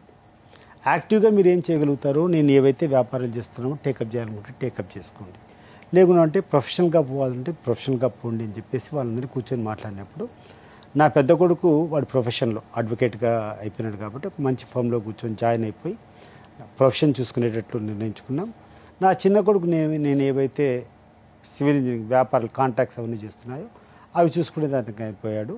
So నాకు మై పార్ట్ ఈస్ తగ్గిపోయింది ఇప్పుడు, ఎందుకంటే వాళ్ళు బాధ్యతలు తీసుకున్నారు కాబట్టి అది ఓన్లీ అడ్వైజరీ పార్ట్. చిన్న చిన్న ఏమైనా సమకూర్చాలంటే సమకూర్చడమో, లేకుంటే వాళ్ళు తప్పులు చేసినప్పుడు చేయడమే తప్పితే ఇంతకు ముందున్నంత క్రియాశీలకంగా చేయాల్సినటువంటి పరిస్థితులు ఉండవు. అండ్ 100% నేను ఏదో ఒక 10-15% ఆఫ్ ది టైం కంటే మిగతా టైం అంతా కూడా జగన్మోహన్ రెడ్డి గారు నా మీద పెట్టుకున్నటువంటి విశ్వాసానికి, ఆయన నా మీద పెట్టుకున్నటువంటి నమ్మకాన్ని దానికి అనుగుణంగానే చేయాలనుకుంటున్నాను. ఆ ప్రాంతం నుంచి అంటే పులివెందుల నుంచి ఒక్కసారైనా శాసనసభ్యుడిని కావాలన్న కోరిక ఈ రోజుకి మీలో అలాగే ఉందా లేదా? 1% కూడా లేదు. ఓకే, 1% కూడా ఇంకా ప్రజాప్రతినిధిగా చేయాలన్నా ఇంకోట అంతా it is left Jaganmohan Reddy. Okay, I have totally, ఎందుకంటే చేతగానితనం కాదు, వాళ్ళ మంచితనం చూసిన తర్వాత, వాళ్ళ దగ్గరికి పోయిన తర్వాత వాళ్ళ బిహేవియర్ నా పట్ల, సమాజం పట్టేట్లో లేకుంటే మిగతా వాళ్ళు పట్టేట్లో తెలియదు, కానీ వ్యక్తిగతంగా నేను వాళ్ళ దగ్గర జగన్మోహన్ రెడ్డి గారు చూపించినటువంటి ఆప్యాయత, ఆయన నా పట్ల చూపించినటువంటి గౌరవాన్ని చూసిన తర్వాత వాళ్ళు ఏ రకంగా చేస్తే ఆ రకంగా సహకరించేదానికి నిర్ణయం చేసుకున్నాను for the rest of my life. ఈ రోజు నుంచి నేను చేసే ప్రతి ఒక్క కార్యక్రమం జగన్మోహన్ రెడ్డి హితం కోసం ఉంటుంది, వైఎస్ఆర్ కాంగ్రెస్ పార్టీ బలోపేతం కోసం ఉంటుంది తప్పితే నేను అంటూ నాకు అంటూ ఏమీ ఉండవు. నేను ఏమి చేసినా కూడా వాళ్ళ వెల్ఫేర్ కోసమే చేయాలని నిర్ణయం చేసుకుని, ఎందుకంటే వ్యక్తిగతంగా నాకు కావాల్సినవన్నీ నా దగ్గర ఉన్నాయి. భగవంతుడు నాకు సమకూర్చాడు, నాకు కావాల్సినటువంటి ఆస్తిపాస్తులు ఇచ్చినాడు. నా పిల్లలిద్దరు కూడా చదువు అన్నీ పూర్తి అయిపోయినాయి. వాళ్ళు కూడా they have their own capacity and I don't doubt their capacities also. వాళ్ళ క్యాపబిలిటీస్ కూడా వాళ్ళు ప్రూవ్ చేసుకోగలుగుతారు. నాకున్నటువంటిది ఏంటంటే రాజకీయంగా నేను పెరగాలన్నా, ఒక వ్యక్తిగా నేను పెరగాలన్నా జగన్మోహన్ రెడ్డి గారితోనే సేల్ కావాలా, ఆయన ఇచ్చినటువంటి గౌరవాన్ని నిలుపుకోవాలా, ఆయన అన్ని రకాలుగా ఒక మంచి జగన్మోహన్ రెడ్డిని ఈ రాష్ట్రానికి, ఈ రాష్ట్ర ప్రజలకు ఆవిష్కారం చేసేదానికి నా ప్రయత్నం. సింగారెడ్డి గారి వెంకట సతీష్ కుమార్ రెడ్డి గారి పొలిటికల్ జర్నీతో స్టాపా, వైసీపీతోనే ఫుల్ స్టాపా? 100%.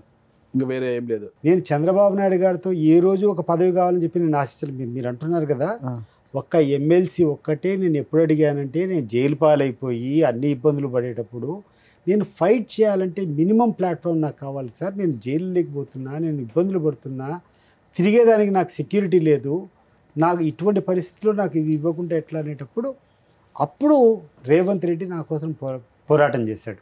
అండ్ దాంట్లో సీఎం రమేష్ గారు కూడా వాళ్ళిద్దరూ కోఆర్డినేట్ చేశారు. నేను ఎమ్మెల్సీ వచ్చేటప్పుడు వాళ్ళని అడిగితే తెలుస్తాయి విషయాలన్నీ, విచ్ ఐ డోంట్ లైక్.